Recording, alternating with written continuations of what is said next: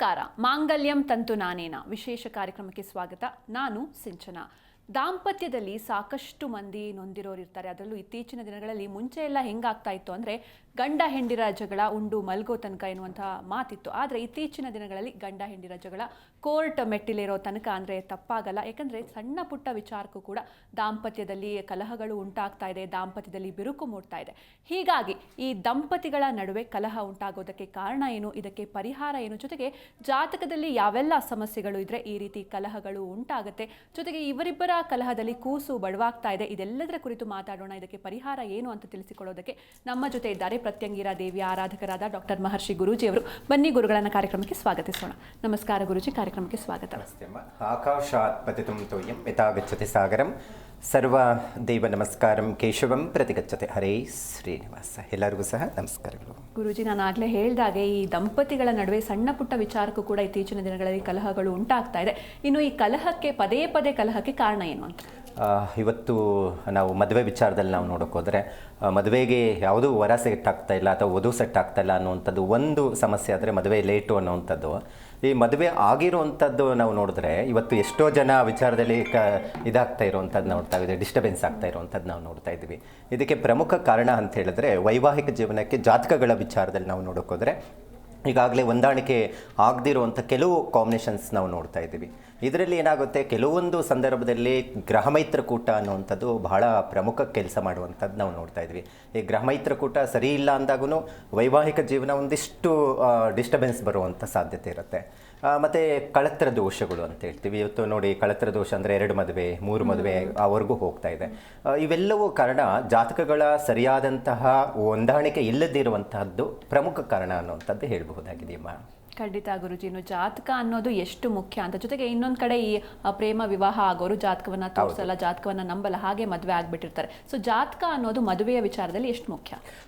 ಬಹಳ ಮುಖ್ಯವಾಗಿರುವಂಥದ್ದು. ಇವತ್ತು ನೋಡಿ, ಜಾತಕಗಳು ಸರಿಯಾಗಿ ಹೊಂದಾಣಿಕೆ ಆಗದಿರಾ ಇವತ್ತು ಕೋರ್ಟು ಕಚೇರಿಯವರೆಗೂ ಹೋಗಿರೋವಂಥದ್ದಿದೆ. ನೀವು ಹೇಳಿದಂಥ ರೀತಿಯಲ್ಲಿ ಈ ಪ್ರೇಮ ವಿವಾಹದ ವಿಚಾರದಲ್ಲಿ ನಾವು ನೋಡೋಕೆ ಹೋದರೆ ಮೊನ್ನೇನು ಮಾತನಾಡೋವಾಗ ಹೇಳ್ತಾ ಇದ್ದೆ, ಈ ಪ್ರೇಮ ವಿವಾಹದ ವಿಚಾರದಲ್ಲಿ ಎಷ್ಟು ಡಿಸ್ಟರ್ಬೆನ್ಸ್ ಆಗ್ತಾ ಇದೆ ಅಂತ ಹೇಳಿದ್ರೆ ಈಗ ಆಗಬಾರ್ದು ಅಂತ ಹೇಳ್ತಾ ಇಲ್ಲ. ಇವತ್ತು ಸಾಮಾನ್ಯ ಆಗಿದೆ ಪ್ರೇಮ ವಿವಾಹ ಅನ್ನುವಂಥದ್ದು. ಪ್ರತಿ ಮನೆಗಳಲ್ಲಿನೂ ಒಂದು ಯಾವುದೋ ಇಷ್ಟಪಟ್ಟಿರ್ತಾರೆ, ಅದು ತಂದೆ ತಾಯಿ ಒಪ್ಪಿ ಮದುವೆ ಆಗ್ತಾ ಇರುವಂಥದ್ದು ಘಟನೆ ನಾವು ನೋಡ್ತಾ ಇದ್ದೀವಿ. ಹಿಂದೆ ಪ್ರೇಮ ವಿವಾಹ ಅಂತ ಹೇಳಿದ್ರೆ ಅದು ಒಂದು ಭಾರಿ ತಪ್ಪೇನೋ, ಅದು ಸರಿ ಇಲ್ವೇನೋ ಅನ್ನೋವಂಥ ಮನಸ್ಥಿತಿಗೆ ಹೋಗ್ತಾ ಇದ್ರು. ಯಾಕಂದರೆ ಜಾತಿ ಧರ್ಮ ಇಂಥದ್ದೆಲ್ಲ ಹೆಚ್ಚು ಗಮನ ಕೊಡ್ತಾ ಇದ್ರು. ಆದರೆ ಇವತ್ತಿನ ಸಂದರ್ಭದಲ್ಲಿ ನಾವು ನೋಡೋಕೆ ಹೋದರೆ ಪ್ರೇಮ ವಿವಾಹ ಸಾಮಾನ್ಯವಾಗಿದೆ. ಆದರೆ ಈ ಪ್ರೇಮ ವಿವಾಹದಲ್ಲಿ ಒಂದು ಸಮಸ್ಯೆ ಏನಪ್ಪ ಅಂತ ಹೇಳಿದ್ರೆ ಜಾತಕಗಳ ಪರಿಶೀಲನೆ ಮಾಡೋದಿಲ್ಲ. ಈಗ ಚೆನ್ನಾಗಿಲ್ಲ ಜಾತಕ ಅಂತ ಹೇಳಿದ್ರೆ ಮದುವೆ ಮಾಡ್ಕೊಂತಾರೆ ಅಲ್ವಾ. ಸೊ ಹಾಗಾಗಿ ಜಾತಕಗಳಲ್ಲಿ ಏನಾದರೂ ಕಳತ್ರ ದೋಷ ಒಂದು, ಎರಡನೇದು ಕಳತ್ರ ದೋಷದ ವಿಚಾರದಲ್ಲಿ ಲೆಕ್ಕಾಚಾರದಲ್ಲಿ ಕೆಲವು ಗ್ರಹಗಳಿದ್ದಾವೆ.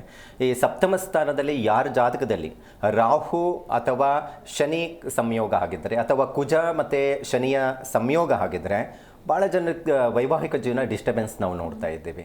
ಸೊ ಇದು ಪ್ರಮುಖ ಪಾತ್ರ ವಹಿಸುವಂಥದ್ದಿರುತ್ತೆ. ಸೊ ಈ ಥರ ಕಾಂಬಿನೇಷನ್ಸ್ ಇದ್ದಾಗ ನಾವು ಏನು ಮಾಡ್ತೀವಿ, ಈ ಪ್ರೇಮ ವಿವಾಹದ ವಿಚಾರದಲ್ಲಿ ಸರಿಯಾದಂಥ ಮಾರ್ಗದರ್ಶನವನ್ನು ತೆಗೆದುಕೊಳ್ಳೋದಕ್ಕೋಸ್ಕರ ಒಂದಿಷ್ಟು ಮದುವೆ ಮುಹೂರ್ತವನ್ನು ಬದಲಾವಣೆ ಮಾಡಿಕೊಡ್ತೀವಿ. ಯಾವ ಲಗ್ನದಲ್ಲಿ ಮದುವೆ ಆಗಬೇಕು, ಆ ಲಗ್ನಕ್ಕೆ ಎಷ್ಟು ಬಲ ಇದೆ, ಇವರಿಬ್ಬರ ಜಾತಕಗಳ ದೋಷಗಳು ಏನಾದರೂ ಇದೆಯಾ, ಸೊ ಇವೆಲ್ಲವನ್ನು ಲೆಕ್ಕಾಚಾರವನ್ನು ಮಾಡುವಂಥ ಲೆಕ್ಕಾಚಾರ ಇರುತ್ತೆ. ಸೊ ಇದನ್ನೆಲ್ಲ ಪರಿಗಣನೆ ತೆಗೆದುಕೊಳ್ಳಲ್ಲ. ಪ್ರೇಮ ವಿವಾಹ ಅಂದರೆ ಎಲ್ಲೋ ಒಂದು ದೇವಸ್ಥಾನದಲ್ಲೋ, ಯಾಕಂದರೆ ಎಲ್ಲ ಸಮ್ಮುಖದಲ್ಲಿ ಮಾಡಲಿಕ್ಕೆ ಆಗೋದಿಲ್ಲ. ಅವಾಗ ಏನಾಗುತ್ತೆ, ಈಗ ನೋಡಪ್ಪ ನಮ್ಮದು ಬೇರೆ ಜಾತಿ, ಆ ಹುಡುಗ ಬೇರೆ ಜಾತಿ, ಸೊ ಹಾಗಾಗಿ ಎಲ್ಲ ನೆಂಟರಷ್ಟನ್ನು ಕರೆದು ನಾವು ವೈವಾಹಿಕ ಜೀವನದಲ್ಲಿ ವಿಚಾರದಲ್ಲಿ ಮದುವೆ ಮಾಡಲಿಕ್ಕೆ ಆಗೋದಿಲ್ಲ. ಎಲ್ಲೋ ದೇವಸ್ಥಾನದಲ್ಲೋ ಅಲ್ಲಿ ಒಂದು 10 ಜನ ಸಮ್ಮುಖದಲ್ಲಿ ಮಾಡಿಬಿಡ್ತಾರೆ. ಆದರೆ ಇಲ್ಲೇನಾಗುತ್ತೆ ಅಂತ ಹೇಳಿದ್ರೆ ಆ ಥರ ಮನೋಸ್ಥಿತಿ ಇದ್ದಾಗ ಜಾತಕಗಳನ್ನು ನೋಡೋಕೆ ಹೋಗೋದಿಲ್ಲ. ಸೊ ಅಂಥ ಸಂದರ್ಭದಲ್ಲಿ ಏನಾಗುತ್ತೆ, ಇದು ಡಿಸ್ಟರ್ಬೆನ್ಸ್ ಜಾಸ್ತಿ ಆಗುವಂಥದ್ದು ನಾವು ನೋಡ್ತಾ ಇದ್ದೀವಿ. ಮತ್ತು ಇದರಲ್ಲಿ ಪ್ರಮುಖವಾಗಿರುವಂಥದ್ದಂದರೆ ಸಾಲಾವಳಿ. ಇವತ್ತು ಬಹಳ ಜನ ಸಾಲಾವಳಿ ಅಂತ ಹೇಳ್ತೀವಿ, ಅಂದರೆ ಜಾತಕಗಳ ಪರಿಶೀಲನೆಯ ಮುಂಚಿತ ಯಾವ್ಯಾವ ಕೂಟಗಳು, 12 ಕೂಟಗಳು, ಹಿಂದೆ ನಾವು 40 ಕೂಟಗಳನ್ನ ನಾವು ನೋಡ್ತಾ ಇದ್ವಿ. ಇವತ್ತು ಕಾಲಕ್ರಮೇಣ ಏನಾಗಿದೆ, 20 ಕೂಟ ಬಂದಿದೆ. ಈಗಾಗಲೇ 20 ಕೂಟ ಹೋಗಿ 12 ಕೂಟಕ್ಕೆ ಕಾಲಿಡ್ತಾ ಇದ್ದಾರೆ. ಯಾಕಂದ್ರೆ 12 ಕೂಟ ಬಂದರೆ 12ರಲ್ಲಿ ಒಂದು ಸ್ವಲ್ಪ ಬಂದರೆ ಸಾಕು ಅನ್ನುವಂಥದ್ದು ಇರುತ್ತೆ. ಅಂದರೆ ಆವತ್ತಿನ ಜನ್ರೇಷನ್ನೇ ಬೇರೆ ಇತ್ತು. ಅಂದರೆ ಜನ್ರೇಷನ್ ಅಂತ ಹೇಳಿದ್ರೆ ಮನಸ್ಥಿತಿ. ಸೊ ಇವತ್ತು ನಾವು ನೋಡ್ತಾ ಇದ್ದೀವಿ, ಹೆಣ್ಮಕ್ಳಿಗೂ ಪ್ರಮುಖ ಆದ್ಯತೆಯನ್ನು ನಾವು ಕೊಡ್ತಾ ಇದ್ದೀವಿ, ಒಳ್ಳೆಯ ಎಜುಕೇಷನ್ ಮಾಡ್ತಾ ಇದ್ದೀವಿ. ಆಗಿನ ಕಾಲದಲ್ಲಿ ಏನಾಗ್ತಾ ಇತ್ತಂದರೆ, ಒಂದು ಮದುವೆ ಅಂತ ಬಂದಾಗ ಆ ಮಗುಗೆ ಎಷ್ಟು ಆದ್ಯತೆ ಕೊಡ್ತಾ ಇರಲಿಲ್ಲ. ತಂದೆ ತಾಯಿ ತೋರಿಸ್ತಾ ಇದ್ರು, ಏನೋ ಒಂದು ಕಷ್ಟನೋ ಸುಖನೋ ಯಾವುದೋ ಒಂದು ಮನೆಗೆ ಮಾಡಿಕೊಟ್ಬಿಡ್ತಾಯಿದ್ರು. ಇವತ್ತು ಒಳ್ಳೆ ಕೆಲಸದಲ್ಲಿದ್ದಾರೆ, ಒಳ್ಳೆ ಸ್ಥಾನಮಾನವನ್ನು ಗಳಿಸಿದ್ದಾರೆ, ಪ್ರೀತಿ ವಿಶ್ವಾಸವನ್ನು ಹಾಗೆ ಇರೋವಂಥದ್ದು ಇರುತ್ತೆ. ಹಾಗಾಗಿ ಏನಾಗುತ್ತೆ, ಒಂದೆಲ್ಲೋ ಒಂದು ಹೆಣ್ಣು ಮಗುಗೆ ಚ್ಯುತಿ ಆದಾಗ ನಾನೂ ದುಡಿತಾ ಇದ್ದೀನಿ, ನಾನೂ ಗಂಡನ ಸಮ ಇದ್ದೀನಲ್ಲ ಅನ್ನುವಂಥ ಮನೋಸ್ಥಿತಿಗೆ ಹೋಗಿ ಒಂದು ಚಿಕ್ಕ ಪುಟ್ಟ ವಿಚಾರದಲ್ಲಿ ಡಿಸ್ಟರ್ಬೆನ್ಸ್ ಆಗ್ತಾ ಇರುವಂಥದ್ದು ಇವತ್ತಿನ ದಿನಗಳಲ್ಲಿ ನಾವು ನೋಡ್ತಾ ಇದ್ದೀವಿ. ಇದೂ ಪ್ರಮುಖ ಕಾರಣ, ಒಂದು ವಿಚಾರ ಅಂತ ಹೇಳ್ಬಹುದು. ಮತ್ತೆ ನಂತರ ವೈವಾಹಿಕ ಜೀವನದಲ್ಲಿ ಡಿಸ್ಟರ್ಬೆನ್ಸ್ ಬರೋದಕ್ಕೆ ಪ್ರಮುಖ ಕಾರಣ ಏನಪ್ಪಾ ಅಂದರೆ ಅನೈತಿಕ ಸಂಬಂಧಗಳು. ಇವತ್ತು ಬಹಳ ಮುಖ್ಯವಾಗಿ ಇದೇ ಪ್ರಾಬ್ಲಮ್ ಆಗ್ತಾ ಇರೋದು.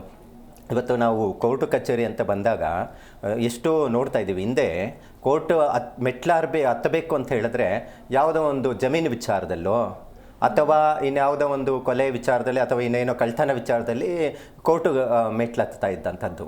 ಇವತ್ತು ಎಲ್ಲೋ ಒಂದಷ್ಟು ಇದ್ದಾವೆ, ಇಲ್ಲ ಅಂತ ಹೇಳಲ್ಲ ಆ ಸಮಸ್ಯೆಗಳು, ಆದರೆ ಹೆಚ್ಚು ಸಮಸ್ಯೆಗಳು ಬರ್ತಾ ಇರೋದು ಗಂಡ ಹೆಂಡತಿ ವಿಚಾರದಲ್ಲಿ ವಿಚ್ಛೇದನೆಗಳೇ ಜಾಸ್ತಿ ಆಗ್ತಾ ಇರುವಂಥದ್ದು ಘಟನೆಗಳು ನಾವು ನೋಡ್ತಾ ಇದ್ದೀವಿ. ಅದರಲ್ಲಿ ಏನು ಮುಖ್ಯ ಕಾರಣ ನೋಡಿ, ಯಜಮಾನರು ಯಾರನ್ನೋ ಸಂಬಂಧ ಇಟ್ಕೊಬಿಟ್ಟಿದ್ದಾರೆ ನೋಡಿ, ಹುಡುಗಿ ನಮ್ಮ ಹೆಂಡತಿ ಏನೋ ಒಂದು ಯಾರ ಹತ್ರನೋ ಮಾತಾಡ್ತಾ ಇದ್ದಾರೆ.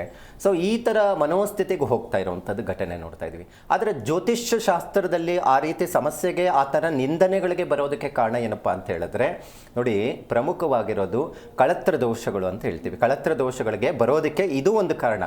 ಯಾರ ಜಾತಕದಲ್ಲಿ ಸಪ್ತಮ ಸ್ಥಾನದಲ್ಲಿ ರಾಹು ಅಥವಾ ಚಂದ್ರನ ಸಂಯೋಗ ಆಗಿತ್ತು ಅಂತ ಹೇಳಿದ್ರೆ ಏನಾಗುತ್ತೆ, ಈ ರಾಹುನೇ ಮೈಂಡ್ ಡಿಸ್ಟರ್ಬೆನ್ಸ್ ಮಾಡ್ತಾನೆ. ಮದುವೆ ಆಗಿದ್ರೂ ಆಸೆಗಳು ಜಾಸ್ತಿ ಹುಟ್ಟಿಸೋವಂಥದ್ದಿರುತ್ತೆ, ಬೇರೆ ಕಡೆ ಗಮನ ಕೊಡುವಂಥದ್ದಿರುತ್ತೆ. ಅಂದರೆ ಅನೈತಿಕ ಸಂಬಂಧಗಳಿಗೆ ದಾರಿಯನ್ನು ಕೊಡುವಂತಹ ಕೆಲವು ಗ್ರಹಗಳು ಪ್ರಚೋದನೆ ಕೊಡುವಂಥ ಗ್ರಹಗಳಾಗಿರುತ್ತೆ. ಈ ಕೇತು ಹಾಗಲ್ಲ. ಇವತ್ತು ಎಷ್ಟೋ ಜನ ನಾವು ನೋಡ್ತಾ ಇದ್ದೀವಿ, ವೈರಾಗ್ಯ, ಮದುವೆ ಆಗಿದ್ರೇನೋ ಹೆಂಡತಿ ಒಂದು ರೂಮು, ಗಂಡ ಒಂದು ರೂಮ್ ಇರುವಂಥದ್ದು, ಈ ಥರದ್ದು ನಾವು ನೋಡ್ತಾ ಇದ್ದೀವಿ. ಹೆಂಡತಿ ಎಲ್ಲೋ ಕೆಲಸ ಮಾಡ್ತಾ ಇರ್ತಾರೆ, ಗಂಡ ಎಲ್ಲೋ ಫಾರಿನಲ್ಲಿ ಕೆಲಸ ಮಾಡ್ತಾ ಇರ್ತಾರೆ. ಈ ಥರ ಇರುವಂಥದ್ದು ನಾವು ನೋಡ್ತಾ ಇದ್ದೀವಿ. ಇದಕ್ಕೆ ಕಾರಣ ಏನಪ್ಪ ಅಂದರೆ ಕೇತುವಿನ ಪ್ರಭಾವಕ್ಕೊಳಗಾಗಿರ್ತಾರೆ. ರಾಹುವಿನ ಪ್ರಭಾವಕ್ಕೊಳಗಾದರೆ ಈ ಥರ ವೈವಾಹಿಕ ಜೀವನದಲ್ಲಿ ಡಿಸ್ಟರ್ಬೆನ್ಸ್ ಆಗುತ್ತೆ, ಅನೈತಿಕ ಸಂಬಂಧಗಳಿಗೆ ದಾರಿ ಕೊಡುವಂಥದ್ದಿರುತ್ತೆ.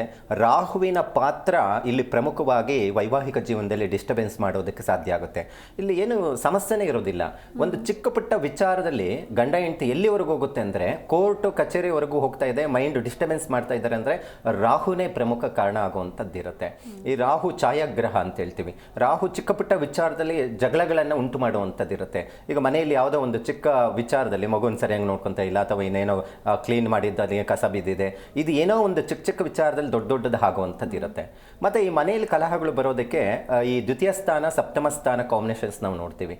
ಹಿಂದೆ ನಾವು ಅತ್ತೆ ಕಾಟ ಅಂತ ಹೇಳ್ತಾ ಇದ್ವಿ ನೋಡಿ, ಅತ್ತೆಯಿಂದ ಅತ್ತೆ ಕಿರುಕುಳ ಕೊಡುವಂಥದ್ದು ನಾವು ನೋಡ್ತಾ ಇದ್ದೀವಿ, ವರದಕ್ಷಿಣೆ ಕಿರುಕುಳ ನಾವು ನೋಡ್ತಾ ಇದ್ದೀವಿ.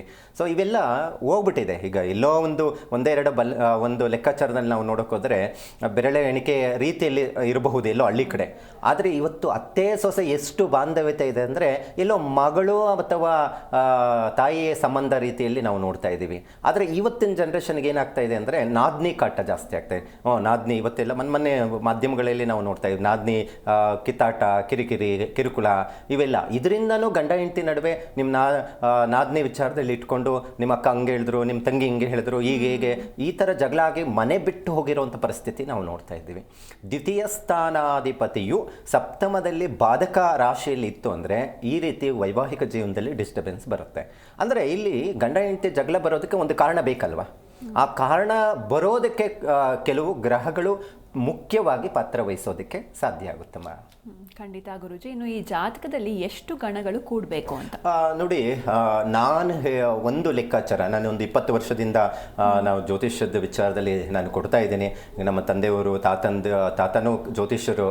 ಹಾಗಾಗಿ ಇವೆಲ್ಲ ಜನ್ರೇಷನ್ ನಾವು ನೋಡಿದಾಗ ಇವತ್ತಿಗೆ ಈ ಸಾಲಾವಳಿ ಅನ್ನುವಂಥದ್ದು ಏನು ಕಾನ್ಸೆಪ್ಟ್ ಇದೆ, ನನ್ನ ಅನಿಸಿಕೆ ಇದೆಲ್ಲ ಒಂದು 10% ತೊಗೊಂಡ್ರೆ ಸಾಕು ಅಂತ. ಯಾಕಂದರೆ ಹಿಂದೆ ಡೇಟ್ ಆಫ್ ಬರ್ತ್ ಗೊತ್ತಿರಲಿಲ್ಲ.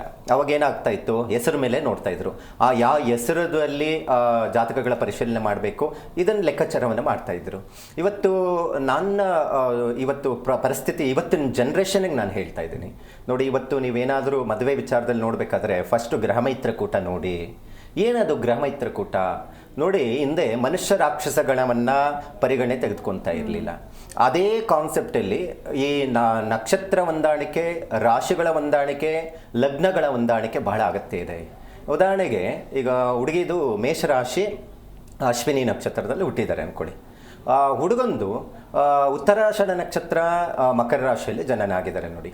ಈ ಥರ ಕಾಂಬಿನೇಷನ್ಸಲ್ಲಿ ಮದುವೆ ಈಗಾಗಲೇ ಆಗಿಬಿಟ್ಟಿದೆ.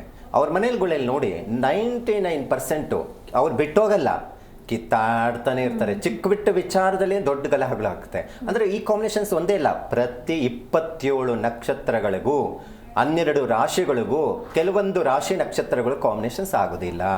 ಈಗ ಉದಾಹರಣೆಗೆ ಏಕ ನಕ್ಷತ್ರ ಏಕರಾಶಿ ಅಂತ ಹೇಳ್ತೀವಿ. ಇದನ್ನೇ ನಾವು ನೋಡೋದು. ಅಂದರೆ ಆ ಮಗುವಿನ ಗುಣಲಕ್ಷಣಗಳು, ಆ ವಧು ಏನಿರುತ್ತೆ ಗಂಡ ಹೆಂಡತಿ ವಿಚಾರದಲ್ಲಿ ಒಂದೇ ಕಾನ್ಸೆಪ್ಟ್ ಆಗಿರುತ್ತೆ. ಗಂಡ ಹೇಳಿದ್ದು ಹೆಂಡತಿ ಒಪ್ಕೊಳ್ಳಲ್ಲ, ಹೆಂಡತಿ ಹೇಳಿದ್ದು ಗಂಡ ಒಪ್ಕೊಳ್ಳಲ್ಲ. ಇದು ಸಮಸ್ಯೆ ಏನಪ್ಪ ಅಂದರೆ ಗ್ರಹ ಮೈತ್ರಕೂಟ. ಈ ಉದಾಹರಣೆಗೆ ಈ ಕಾಂಬಿನೇಷನ್ಸ್ ಹೇಗೆ ಅರ್ಥ ಆಗುವಂಥದ್ದು ಹೇಳೋದಂದ್ರೆ, ಈ ಜ್ಯೋತಿಷ್ಯದಲ್ಲಿ ಗುರುಗಳು ಏನೋ ಹೇಳ್ತಾ ಇದ್ದಾರೆ, ಅದೇನು ನಮ್ಗೆ ಅರ್ಥ ಆಗ್ತಾ ಇಲ್ಲ ಅನ್ನೋವಂಥದ್ದು ಭಾವನೆ ಇರುತ್ತೆ ಕೆಲವರಿಗೆ. ಜ್ಯೋತಿಷ್ಯ ಜ್ಞಾನ ಇದ್ದಿದ್ರೆ ನಾನು ಕಾಂಬಿನೇಷನ್ಸ್ ಹೇಳ್ಬಿಡ್ತೇನೆ. ಉದಾಹರಣೆಗೆ ಮಕರ ರಾಶಿಗೆ ಅಧಿಪತಿ ಶನಿ ಅನ್ಕೊಳ್ಳಿ. ಈ ಸಿಂಹ ರಾಶಿಗೆ ಅಧಿಪತಿ ಯಾರು? ಸೂರ್ಯ. ರವಿಗೂ ಶನಿಗೂ ಇಬ್ಬರಿಗೂ ಅಪ್ಪ ಮಕ್ಕಳು ಇದ್ರಲ್ಲಿ ನಾವು ನೋಡೋಕೋದ್ರೆ, ಅಂದ್ರೆ ಒಬ್ಬರು ನೋಡಿದ್ರೂ ಒಬ್ಬರಿಗೆ ಆಗೋದಿಲ್ಲ. ಅದೇ ಕಾಂಬಿನೇಷನ್ಸನ್ನೇ ಇದನ್ನು ಗ್ರಹ ಮೈತ್ರಕೂಟ ಅಂತ ಹೇಳ್ತೀವಿ. ಅಂದ್ರೆ ಸಿಂಹ ರಾಶಿಯಲ್ಲಿ ಯಾರು ಜನನ ಆಗಿದ್ದಾರೆ ಅವರು ಮಕರ ಮತ್ತು ಕುಂಭರಾಶಿ ಯಾವುದೇ ಕಾರಣಕ್ಕೂ ಹೊಂದಾಣಿಕೆ ಆಗ್ತಿಲ್ಲ, ಕಿತ್ತಾಡ್ತಾನೆ ಇರ್ತಾರೆ ಯಾವಾಗಲೂ. ಮತ್ತು ಅದೇ ರೀತಿ ಇದೇ ಸಿಂಹರಾಶಿ ಮಗ ನಕ್ಷತ್ರದಲ್ಲಿ ಜನನ ಆಗಿರುವಂಥ ಹೆಣ್ಣು ಮಗು ಏನಾದರೂ ಗಂಡನ ಜಾತಕದ ರೋಹಿಣಿ ನಕ್ಷತ್ರ ಅಥವಾ ಮೃಗಶಿರ ನಕ್ಷತ್ರ ಋಷಭ ರಾಶಿ ಅಥವಾ ತುಲಾ ರಾಶಿ ಸ್ವಾತಿ ನಕ್ಷತ್ರ ಆಯಿತು ಅಂತ ಹೇಳಿದ್ರೆ ಅದೂ ಹೊಂದಾಣಿಕೆ ಆಗೋದಿಲ್ಲ. ಇದನ್ನೇ ನಾವು ಗ್ರಹ ಮೈತ್ರಕೂಟ ಅಂತ ಹೇಳ್ತೀವಿ. ಅದಕ್ಕೆ ನಾವು ಯಾವಾಗಲೂ ಅಷ್ಟೇ ಗ್ರಹ ಮೈತ್ರಕೂಟವನ್ನು ನೋಡಿ, ಜಾತಕಗಳಲ್ಲಿ ಏನಾದರೂ ಕಳತ್ರ ದೋಷ ಇದ್ದರೆ ನೋಡಿ, ಅಥವಾ ಏನಾದರೂ ಈ ಜಾತಕದಲ್ಲಿ ನಾವು ಗೊತ್ತಾಗ್ಬಿಡುತ್ತೆ ಈ ಪ್ರೇಮ ವಿವಾಹ ಆಗುತ್ತೋ ಇಲ್ವೋ, ಅಥವಾ ವೈವಾಹಿಕ ಜೀವನ ಹೇಗಿರುತ್ತೆ, ಇದನ್ನೆಲ್ಲ ಬೇಸಿಕ್ ಆಗಿ ನಾವು ತಿಳ್ಕೊಳ್ಳೋದಕ್ಕೆ ಸಾಧ್ಯ ಆಗುತ್ತೆ. ಇದನ್ನು ತಿಳ್ಕೊಂಡಾಗ ಅವರ ಜಾತಕವನ್ನು ಬರೆಯುವಾಗ ಹೇಳ್ಬಿಡ್ತೀವಿ, ನೋಡಿ ಈ ಮಗುಗೆ 2 ಮದುವೆ ಅಲ್ಲ 3 ಮದುವೆ ಆದ್ರೂ ಗಂಡನ ಹತ್ರ ಬಾಳಲ್ಲ, ಅಥವಾ ಈ ವ್ಯಕ್ತಿ ಹೆಂಡತಿ ಹತ್ರ ಬಾಳಲ್ಲ, ಇವನಿಗೆ ಅಡ್ಜಸ್ಟೇ ಆಗೋದಿಲ್ಲ ಅಂತ ಹೇಳ್ಬಿಡ್ಬೋದು. ಅಂದರೆ ಅಷ್ಟು ನಿಖರವಾಗಿ ಅವನ ಗುಣ ಮತ್ತು ಅವನ ವೈವಾಹಿಕ ಜೀವನ ಹೇಗಿರುತ್ತೆ ಅನ್ನುವಂಥದ್ದನ್ನು ಲೆಕ್ಕಾಚಾರವನ್ನು ನವಾಂಶ ಕುಂಡಲಿಯಲ್ಲಿ ಮತ್ತು ಲಗ್ನ ಕುಂಡಲಿಯಲ್ಲಿ ಇರುವಂಥ ಸಪ್ತಮ ಸ್ಥಾನದಲ್ಲಿರುವಂತಹ ಗ್ರಹಗಳ ಆಧಾರದ ಮೇಲೆ ತಿಳ್ಕೊಳ್ಳೋದಕ್ಕೆ ಸಾಧ್ಯ ಆಗುತ್ತೆ. ಸೊ ಇದನ್ನು ನಾವು ಜಾತಕಗಳ ಪರಿಶೀಲನೆಯಲ್ಲಿ ನಾವು ನೋಡ್ತೀವಿ. ಇನ್ನು ಕೂಟಗಳ ವಿಚಾರದಲ್ಲಿ ನೀವು ಹೇಳಿದ್ರಿ ಎಷ್ಟು ಕೂಟಗಳು ನೋಡಬೇಕು ಅಂತ. ಈ ಕೂಟಗಳಲ್ಲಿ ಒಂದು ಲೆಕ್ಕಾಚಾರ ಇದೆ, 18 ಮೇಲೆ ಬರಬೇಕು ಗುಣಗಳು. ಕನಿಷ್ಠ ಪಕ್ಷ 12 ಕೂಟಗಳಲ್ಲಿ 8 ಕೂಟ ಬಂದರೆ ಒಳ್ಳೆಯದು ಅನ್ನುವಂಥದ್ದಿದೆ. ಸೊ 8 ಕೂಟ ಇವತ್ತು ಬಹಳ ಜನಕ್ಕೆ ಕಡಿಮೆ ಇದೆ. ಅದು ನೋಡಿ, ಒಂದು ಶ್ರೀದೀರ್ಘ ಕೂಟ ಬರುತ್ತೆ, ಮತ್ತು ನಾಡಿ ಕೂಟ, ರಜ್ಜು ಕೂಟ ಅಂತ ಬರುತ್ತೆ, ಗಣಕೂಟ ನಾವು ನೋಡ್ತೀವಿ, ಮತ್ತು ಮಹೇಂದ್ರ ಕೂಟವನ್ನು ನೋಡ್ತೀವಿ. ಈ ಕೂಟಗಳಲ್ಲಿ ಬಹಳ ಮುಖ್ಯವಾಗಿರುವಂಥದ್ದು ನಾಡಿಕೂಟ, ರಜ್ಜುಕೂಟ ನೋಡಲೇಬೇಕು. ಯಾಕಂದರೆ ರಜ್ಜು ಏಕನಾಡಿ ಬಂದರೆ ಮಕ್ಕಳ ವಿಚಾರದಲ್ಲಿ ತೊಂದರೆ ಆಗುತ್ತೆ. ನಾವು ಜಾತಕ ಪರಿಶೀಲನೆ ಮಾಡಿದಾಗ ಹೇಳ್ಬೋದು ಪಂಚಮ ಸ್ಥಾನದಲ್ಲಿ ರಾಹು ಇದ್ದಾನೆ ನೋಡಿ, ಮಕ್ಕಳಾಗೋದು ಸ್ವಲ್ಪ ಕಷ್ಟ ಆಗಬಹುದು ಅಂತ. ಇದೇ ಏಕನಾಡಿ ಬಂತು ಅಂದ್ರೇನು ಪತಿಯ ಆಯುಷ್ಯನ ನಿರ್ಧಾರ ಮಾಡುತ್ತೆ, ಮಕ್ಕಳ ಜನ್ರೇಷನನ್ನು ನಿರ್ಧಾರ ಮಾಡುತ್ತೆ. ಸೊ ಇದನ್ನು ನಾವು ಆಂಧ್ರದಲ್ಲಿ ತಮಿಳುನಾಡಿಗೆ ಹೋದಾಗ ನಮ್ಮ ಕರ್ನಾಟಕದಲ್ಲಿ ಇದು ಅಷ್ಟು ಪ್ರಾಧಾನ್ಯತೆ ಕೊಡೋದಿಲ್ಲ. ಇವತ್ತಿನ ಜನ್ರೇಷನಲ್ಲಿ ನಮ್ಮ ಕರ್ನಾಟಕದಲ್ಲಿ ಹೆಚ್ಚು ಈ ಕೂಟಗಳಲ್ಲಿ ನಾವು ನೋಡೋಕೆ ಹೋದರೆ ಮನುಷ್ಯ ರಾಕ್ಷಸಗಣ ಇವತ್ತಿಗೂ ಇಟ್ಕೊಂಡಿದ್ದಾರೆ, ಇರಬೇಕು.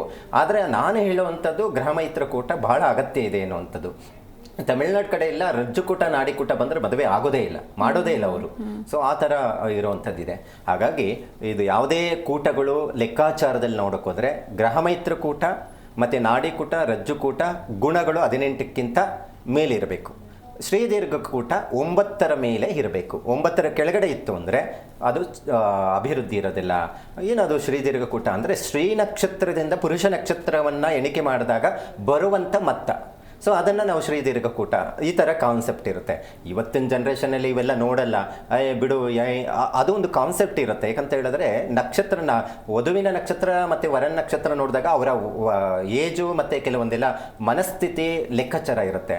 ಆದರೆ ಇದೇನು ಜ್ಯೋತಿಷ್ಯದಲ್ಲೆಲ್ಲ ಈ ಕೂಟಗಳೆಲ್ಲ ನೋಡಿಕೊಂಡು ಮದುವೆ ಮಾಡ್ಕೋಬೇಕಾ ಅಂತೇಳಿ ಇವತ್ತು ಎಷ್ಟೋ ಜನ ಮಾಡಿಕೊಂಡು ಕೋರ್ಟು ಕಚೇರಿ ಹತ್ತಿರೋವಂಥದ್ದಿದೆ. ಅಂದರೆ ಜ್ಯೋತಿಷ್ಯ ಶಾಸ್ತ್ರ ಅನ್ನೋದು ಹೇಳುವಂತಹ ವಿಧಿವಿಧಾನ ಏನಿದೆ ಅದು ಕರೆಕ್ಟಾಗಿ ಹೇಳಿದ್ರೆ ಅದು ಕರೆಕ್ಟಾಗಿ ನಡೆಯುತ್ತೆ ಅನ್ನೋವಂಥದ್ದು ಇರುತ್ತೆ. ಸುಮ್ಮನೆ ಏನೋ ಒಂದು ಹೇಳಿ ಕಳಿಸಿದ್ರೆ ಆಗೋದಿಲ್ಲ. ಇವತ್ತು ಎಷ್ಟೋ ಜನ ನಾನು ಇದು ಮಾಡ್ಕೋಬೇಡಿ, ಇದು ಸರಿ ಇಲ್ಲ ಅಂತ ಹೇಳಿರೋದು ಇವತ್ತಿಗೂ ಅಷ್ಟೇ ವಿಚ್ಛೇದನೆವರೆಗೂ ಹೋಗಿರೋವಂಥದ್ದಿದೆ.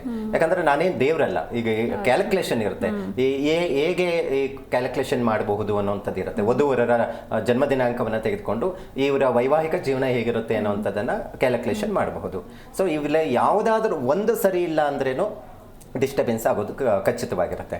ಮತ್ತು ನಾನು ಮೊನ್ನೆ ನೋಡಿದಾಗ ಕೆಲವೊಂದು ಜಾತಕಗಳು ಬರ್ತಾ ಇದ್ದಾವೆ, ಎಲ್ಲ ಚೆನ್ನಾಗಿದೆ ಆದರೂ ಕಿತ್ತಾಡ್ತಾ ಇದ್ದಾರೆ. ಯಾಕೆ ನೋಡಿ, ಈ ಥರ ಸಮಸ್ಯೆ ಇದ್ರೆ ಅಂದರೆ ಬ್ಲ್ಯಾಕ್ ಮ್ಯಾಜಿಕ್ ಆಗಿರುತ್ತೆ. ನೀವು ಅನ್ಕೋಬಹುದು 21ನೇ ಶತಮಾನ ಇವತ್ತೆಲ್ಲ ನಡೆಯುತ್ತಾ ಇವೆಲ್ಲ ಅಂತ. ನೋಡಿ, ಅಮಾವಾಸ್ಯೆ ಹುಣ್ಣಿಮೆ ಸಮೀಪ ಬಂತು ಅಂದರೆ ಗಂಡ ಹೆಂಡತಿ ಇಬ್ಬರು ಜಗಳ ಆಡ್ತಾ ಇದ್ದಾರೆ, ಯಾವಾಗ ನೋಡಿದ್ರೆ ಕಿರಿಕಿರಿ ಆಗ್ತಾ ಇದೆ ಅಂತ ಹೇಳಿದ್ರೆ ಒಂದು ನಿಮ್ಮಿಬ್ಬರ ಮೇಲೆ ದೃಷ್ಟಿ ಬಿದ್ದಿರುತ್ತೆ, ಎರಡನೇದು ಏನಾದರೂ ನೆಗೆಟಿವ್ ಎನರ್ಜಿ ಪ್ರಯೋಗ ಆಗಿರುತ್ತೆ. ಈ ಥರನೂ ಪ್ರಭಾವ ಬೀಳುವಂಥದ್ದಿರುತ್ತೆ. ಬ್ಲ್ಯಾಕ್ ಮ್ಯಾಜಿಕ್ ಏನಾದರೂ ಆಗಿದ್ದರೆ ನೀವು ಪ್ರತಿನಿತ್ಯ ಕಿರಿಕಿರಿ ಆಗ್ತಾ ಇದೆ, ಜಗಳ ಆಗ್ತಾ ಇದೆ ಅಂದರೆ ನಿಮ್ಮ ಜಾತಕದ ಗ್ರಹ ಮೈತ್ರಕೂಟನೋ ಅಥವಾ ಏನೋ ಒಂದು ದೋಷ, ಕಳತ್ರ ದೋಷನೋ ಒಂದು ಕಾರಣಕರ್ತ ಆಗಿರುವಂಥದ್ದಿರುತ್ತೆ. ಆದರೆ 15 ದಿನಕ್ಕೆ ಇನ್ನೇನು ಅಮಾವಾಸ್ಯೆ, ಇನ್ನೇನು ಪೌರ್ಣಮಿ ಇದೆ, ಇನ್ನೇನು ಬರ್ತಾ ಇದೆ ಅಂದರೆ ಗಲಹಗಳಾಗ್ತಾ ಇದೆ ದೊಡ್ಡ ಮಟ್ಟಿಗೆ ಅಂತ ಹೇಳಿದ್ರೆ ನೀವು ಫಸ್ಟು ತಿಳ್ಕೊಬೇಕಾಗಿರೋದು ಏನೋ ಪ್ರಯೋಗ ಆಗಿದೆ ಅಂತ. ಈ ಪ್ರಯೋಗ ಏನಾದರೂ ಆಗಿದೆ ಅಂತ ಹೇಳಿದ್ರೆ ಡಿಸ್ಟರ್ಬೆನ್ಸು ಪದೇ ಪದೇ ಹೋಗುತ್ತೆ. ಮತ್ತು ಅಲ್ಲಿ ಎಲ್ಲಿವರೆಗೂ ಹೋಗುತ್ತೆ ಅಂದರೆ ಕೋರ್ಟ್ ಕಚೇರಿವರೆಗೂ ಹೋಗಲ್ಲ, ಪ್ರಾಣ ಹಾನಿ ಆಗೋವರೆಗೂ ಹೋಗುತ್ತೆ.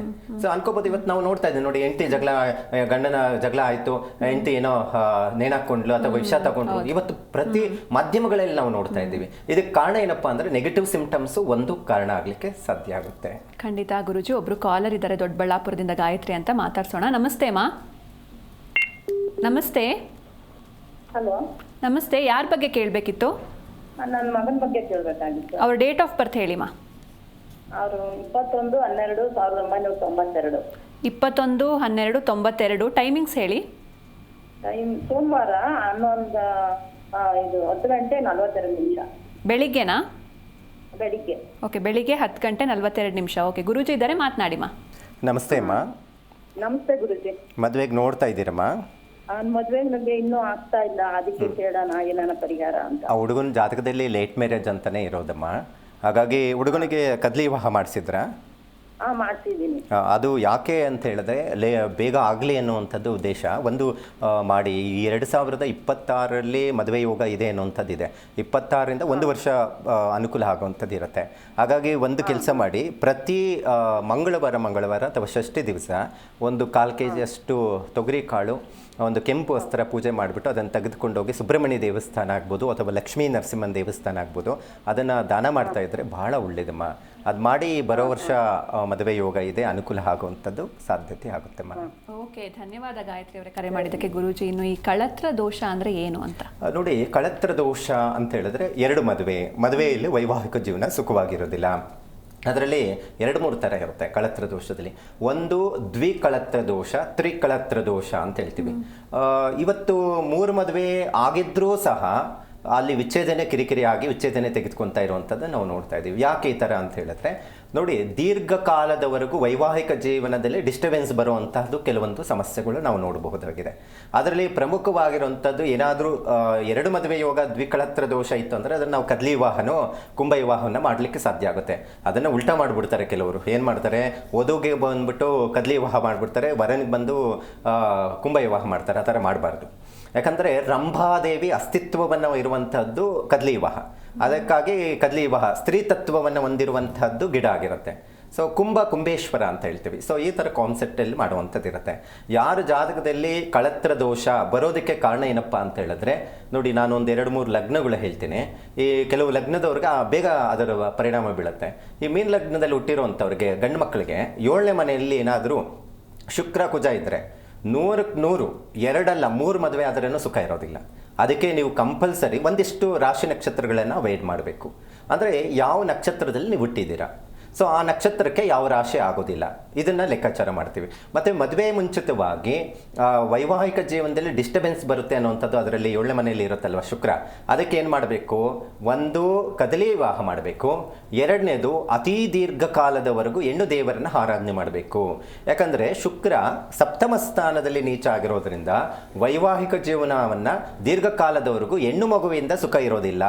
ಯಾವಾಗಲೂ ಡಿಸ್ಟರ್ಬೆನ್ಸ್ ಆಗ್ತಾ ಇರುತ್ತೆ, ಕಿರಿಕಿರಿ ಆಗುತ್ತೆ. ಹಾಗಾಗಿ ಹೆಣ್ಮಗುವಿಂದನೇ ಗಂಡನಿಗೆ ಕಷ್ಟ ಅಂತೇನಿಲ್ಲ. ಇಲ್ಲಿ ಹೆಂಡತಿಗೂ ಗಂಡನಿಂದನೂ ನೆಮ್ಮದಿ ಹಾಳಾಗುತ್ತೆ ಅನ್ನುವಂಥದ್ದನ್ನು ಹೇಳ್ಬಹುದು. ಯಾಕಂದ್ರೆ ಒಬ್ಬರು ತಪ್ಪು ಅಂತ ನಾವು ಹೇಳಲಿಕ್ಕಾಗೋದಿಲ್ಲ. ಇಲ್ಲಿ ಜಗಳ ಬರ್ತಾ ಇದೆ ಅಂದ್ರೆ ಇಬ್ಬರದು ಏನೋ ಒಂದು ಪ್ರಾಬ್ಲಮ್ ಇರುತ್ತೆ. ಸೊ ಹಾಗಾಗಿ ಆ ಕಾಂಬಿನೇಷನ್ಸ್ ಅನ್ನ ನಾವು ಹುಡುಕಬೇಕು, ಅದಕ್ಕೆ ಏನು ಪರಿಹಾರ ಅಂತ ತಿಳ್ಕೊಂಡು ಅದಕ್ಕೆ ಪರಿಹಾರವನ್ನ ಕೊಡಬೇಕಾಗುತ್ತೆ. ಖಂಡಿತ ಗುರುಜಿ, ಈ ಬಗ್ಗೆ ಇನ್ನಷ್ಟು ಮಾತಾಡೋಣ. ಒಬ್ರು ಕಾಲರ್ ಇದ್ದಾರೆ ತಿಪ್ಟೂರಿಂದ, ಪುರುಷೋತ್ತಮ್ ಅಂತ. ನಮಸ್ಕಾರ. ನಮಸ್ತೆ ಮೇಡಮ್. ಯಾರ ಬಗ್ಗೆ ಕೇಳಬೇಕಿತ್ತು? ನಮ್ಮ ಸಿಸ್ಟರ್ ಬಗ್ಗೆ ಕೇಳಿ. ಅವ್ರ ಡೇಟ್ ಆಫ್ ಬರ್ತ್ ಹೇಳಿ ಸರ್.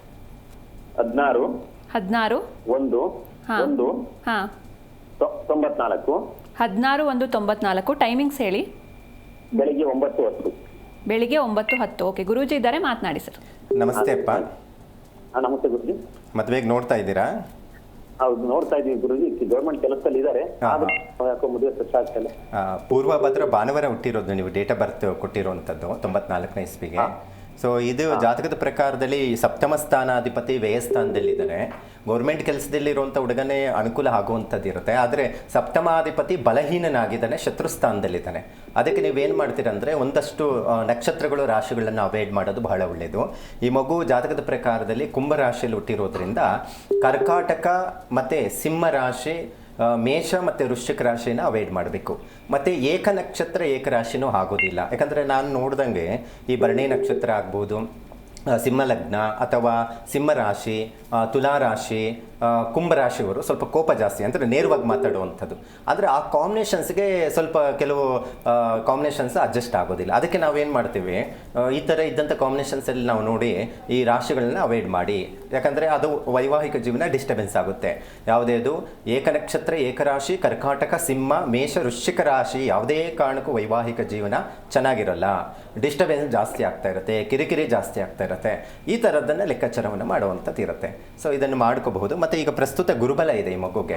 ಯಾಕಂದರೆ ಈ ಗುರುಬಲ ಇದ್ದಾಗೇ ನಾವು ಮದುವೆಗೆ ವಿಚಾರದಲ್ಲಿ ಪ್ರಯತ್ನ ಮಾಡಿದ್ರೆ ಆಗುತ್ತೆ ಅನ್ನುವಂಥದ್ದು ಹೇಳುತ್ತೆ. ಹಾಗಾಗಿ ನೀವು ಬೇಗ ಮದುವೆ ಸೆಟ್ ಆಗೋದಕ್ಕೆ ಸಂಕ್ರಮಣ ಅಂತ ಬರುತ್ತೆ. ಸಂಕ್ರಮಣಗಳು ಅಂದರೆ ಸೂರ್ಯ ಒಂದು ರಾಶಿಯಿಂದ ಒಂದು ರಾಶಿ ಬದಲಾವಣೆ ಆಗುವಂಥದ್ದು. ಈಗ ತುಲಾ ಸಂಕ್ರಮಣಗಳು ಬರುತ್ತೆ. ಈಗ ಪ್ರಸ್ತುತ ಈಗ ರವಿಗ್ರಹ ಇರುವಂಥದ್ದು ನಾವು ನೋಡೋಕೆ ಹೋದರೆ ಕನ್ಯಾ ರಾಶಿಯಲ್ಲಿ ನಾವು ನೋಡ್ತೀವಿ, ಗ್ರಹಣ ಬೇರೆ ಆಗುವಂಥದ್ದು.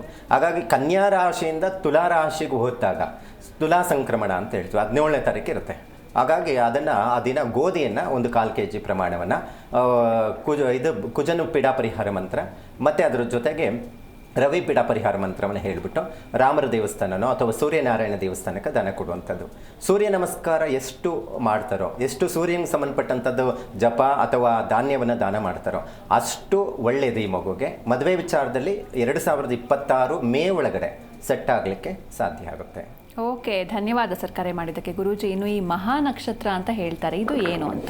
ಇಲ್ಲಿ ನೋಡಿ, 27 ನಕ್ಷತ್ರಗಳಲ್ಲಿ ಒಂದಿಷ್ಟು ಮಹಾನಕ್ಷತ್ರಗಳು, ಒಂದು 4 ಮಹಾನಕ್ಷತ್ರಗಳಿದೆ ನೋಡಿ.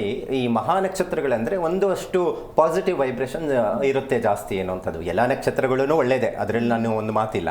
ಆದರೆ ಹಿಂದೆ ಏನು ಕಾನ್ಸೆಪ್ಟ್ ಇತ್ತು ಅಂತ ಹೇಳಿದ್ರೆ, ಮಹಾನಕ್ಷತ್ರಗಳಿಗೆ ಯಾವುದೇ ಹೆಸರು ಬಲಗಳನ್ನು ನೋಡೋಂಗಿಲ್ಲ, ಯಾವುದೇ ರೀತಿ ಜಾತಕಗಳನ್ನು ಪರಿಶೀಲನೆ ಮಾಡೋಂಗಿಲ್ಲ, ನೀವು ಮಾಡ್ಕೊಂಬಿಡಿ ಮದುವೆ ಅಂತ ಹೇಳ್ಬಿಡ್ತಾರೆ. ಹೌದು, ಎಲ್ಲ ಕೂಡುತ್ತೆ. 18 ಕಡಿಮೆ ಬಂದಿದೆ ಮುಹೂರ್ತ, ಮಾಡ್ಕೊಬಿಡಿ.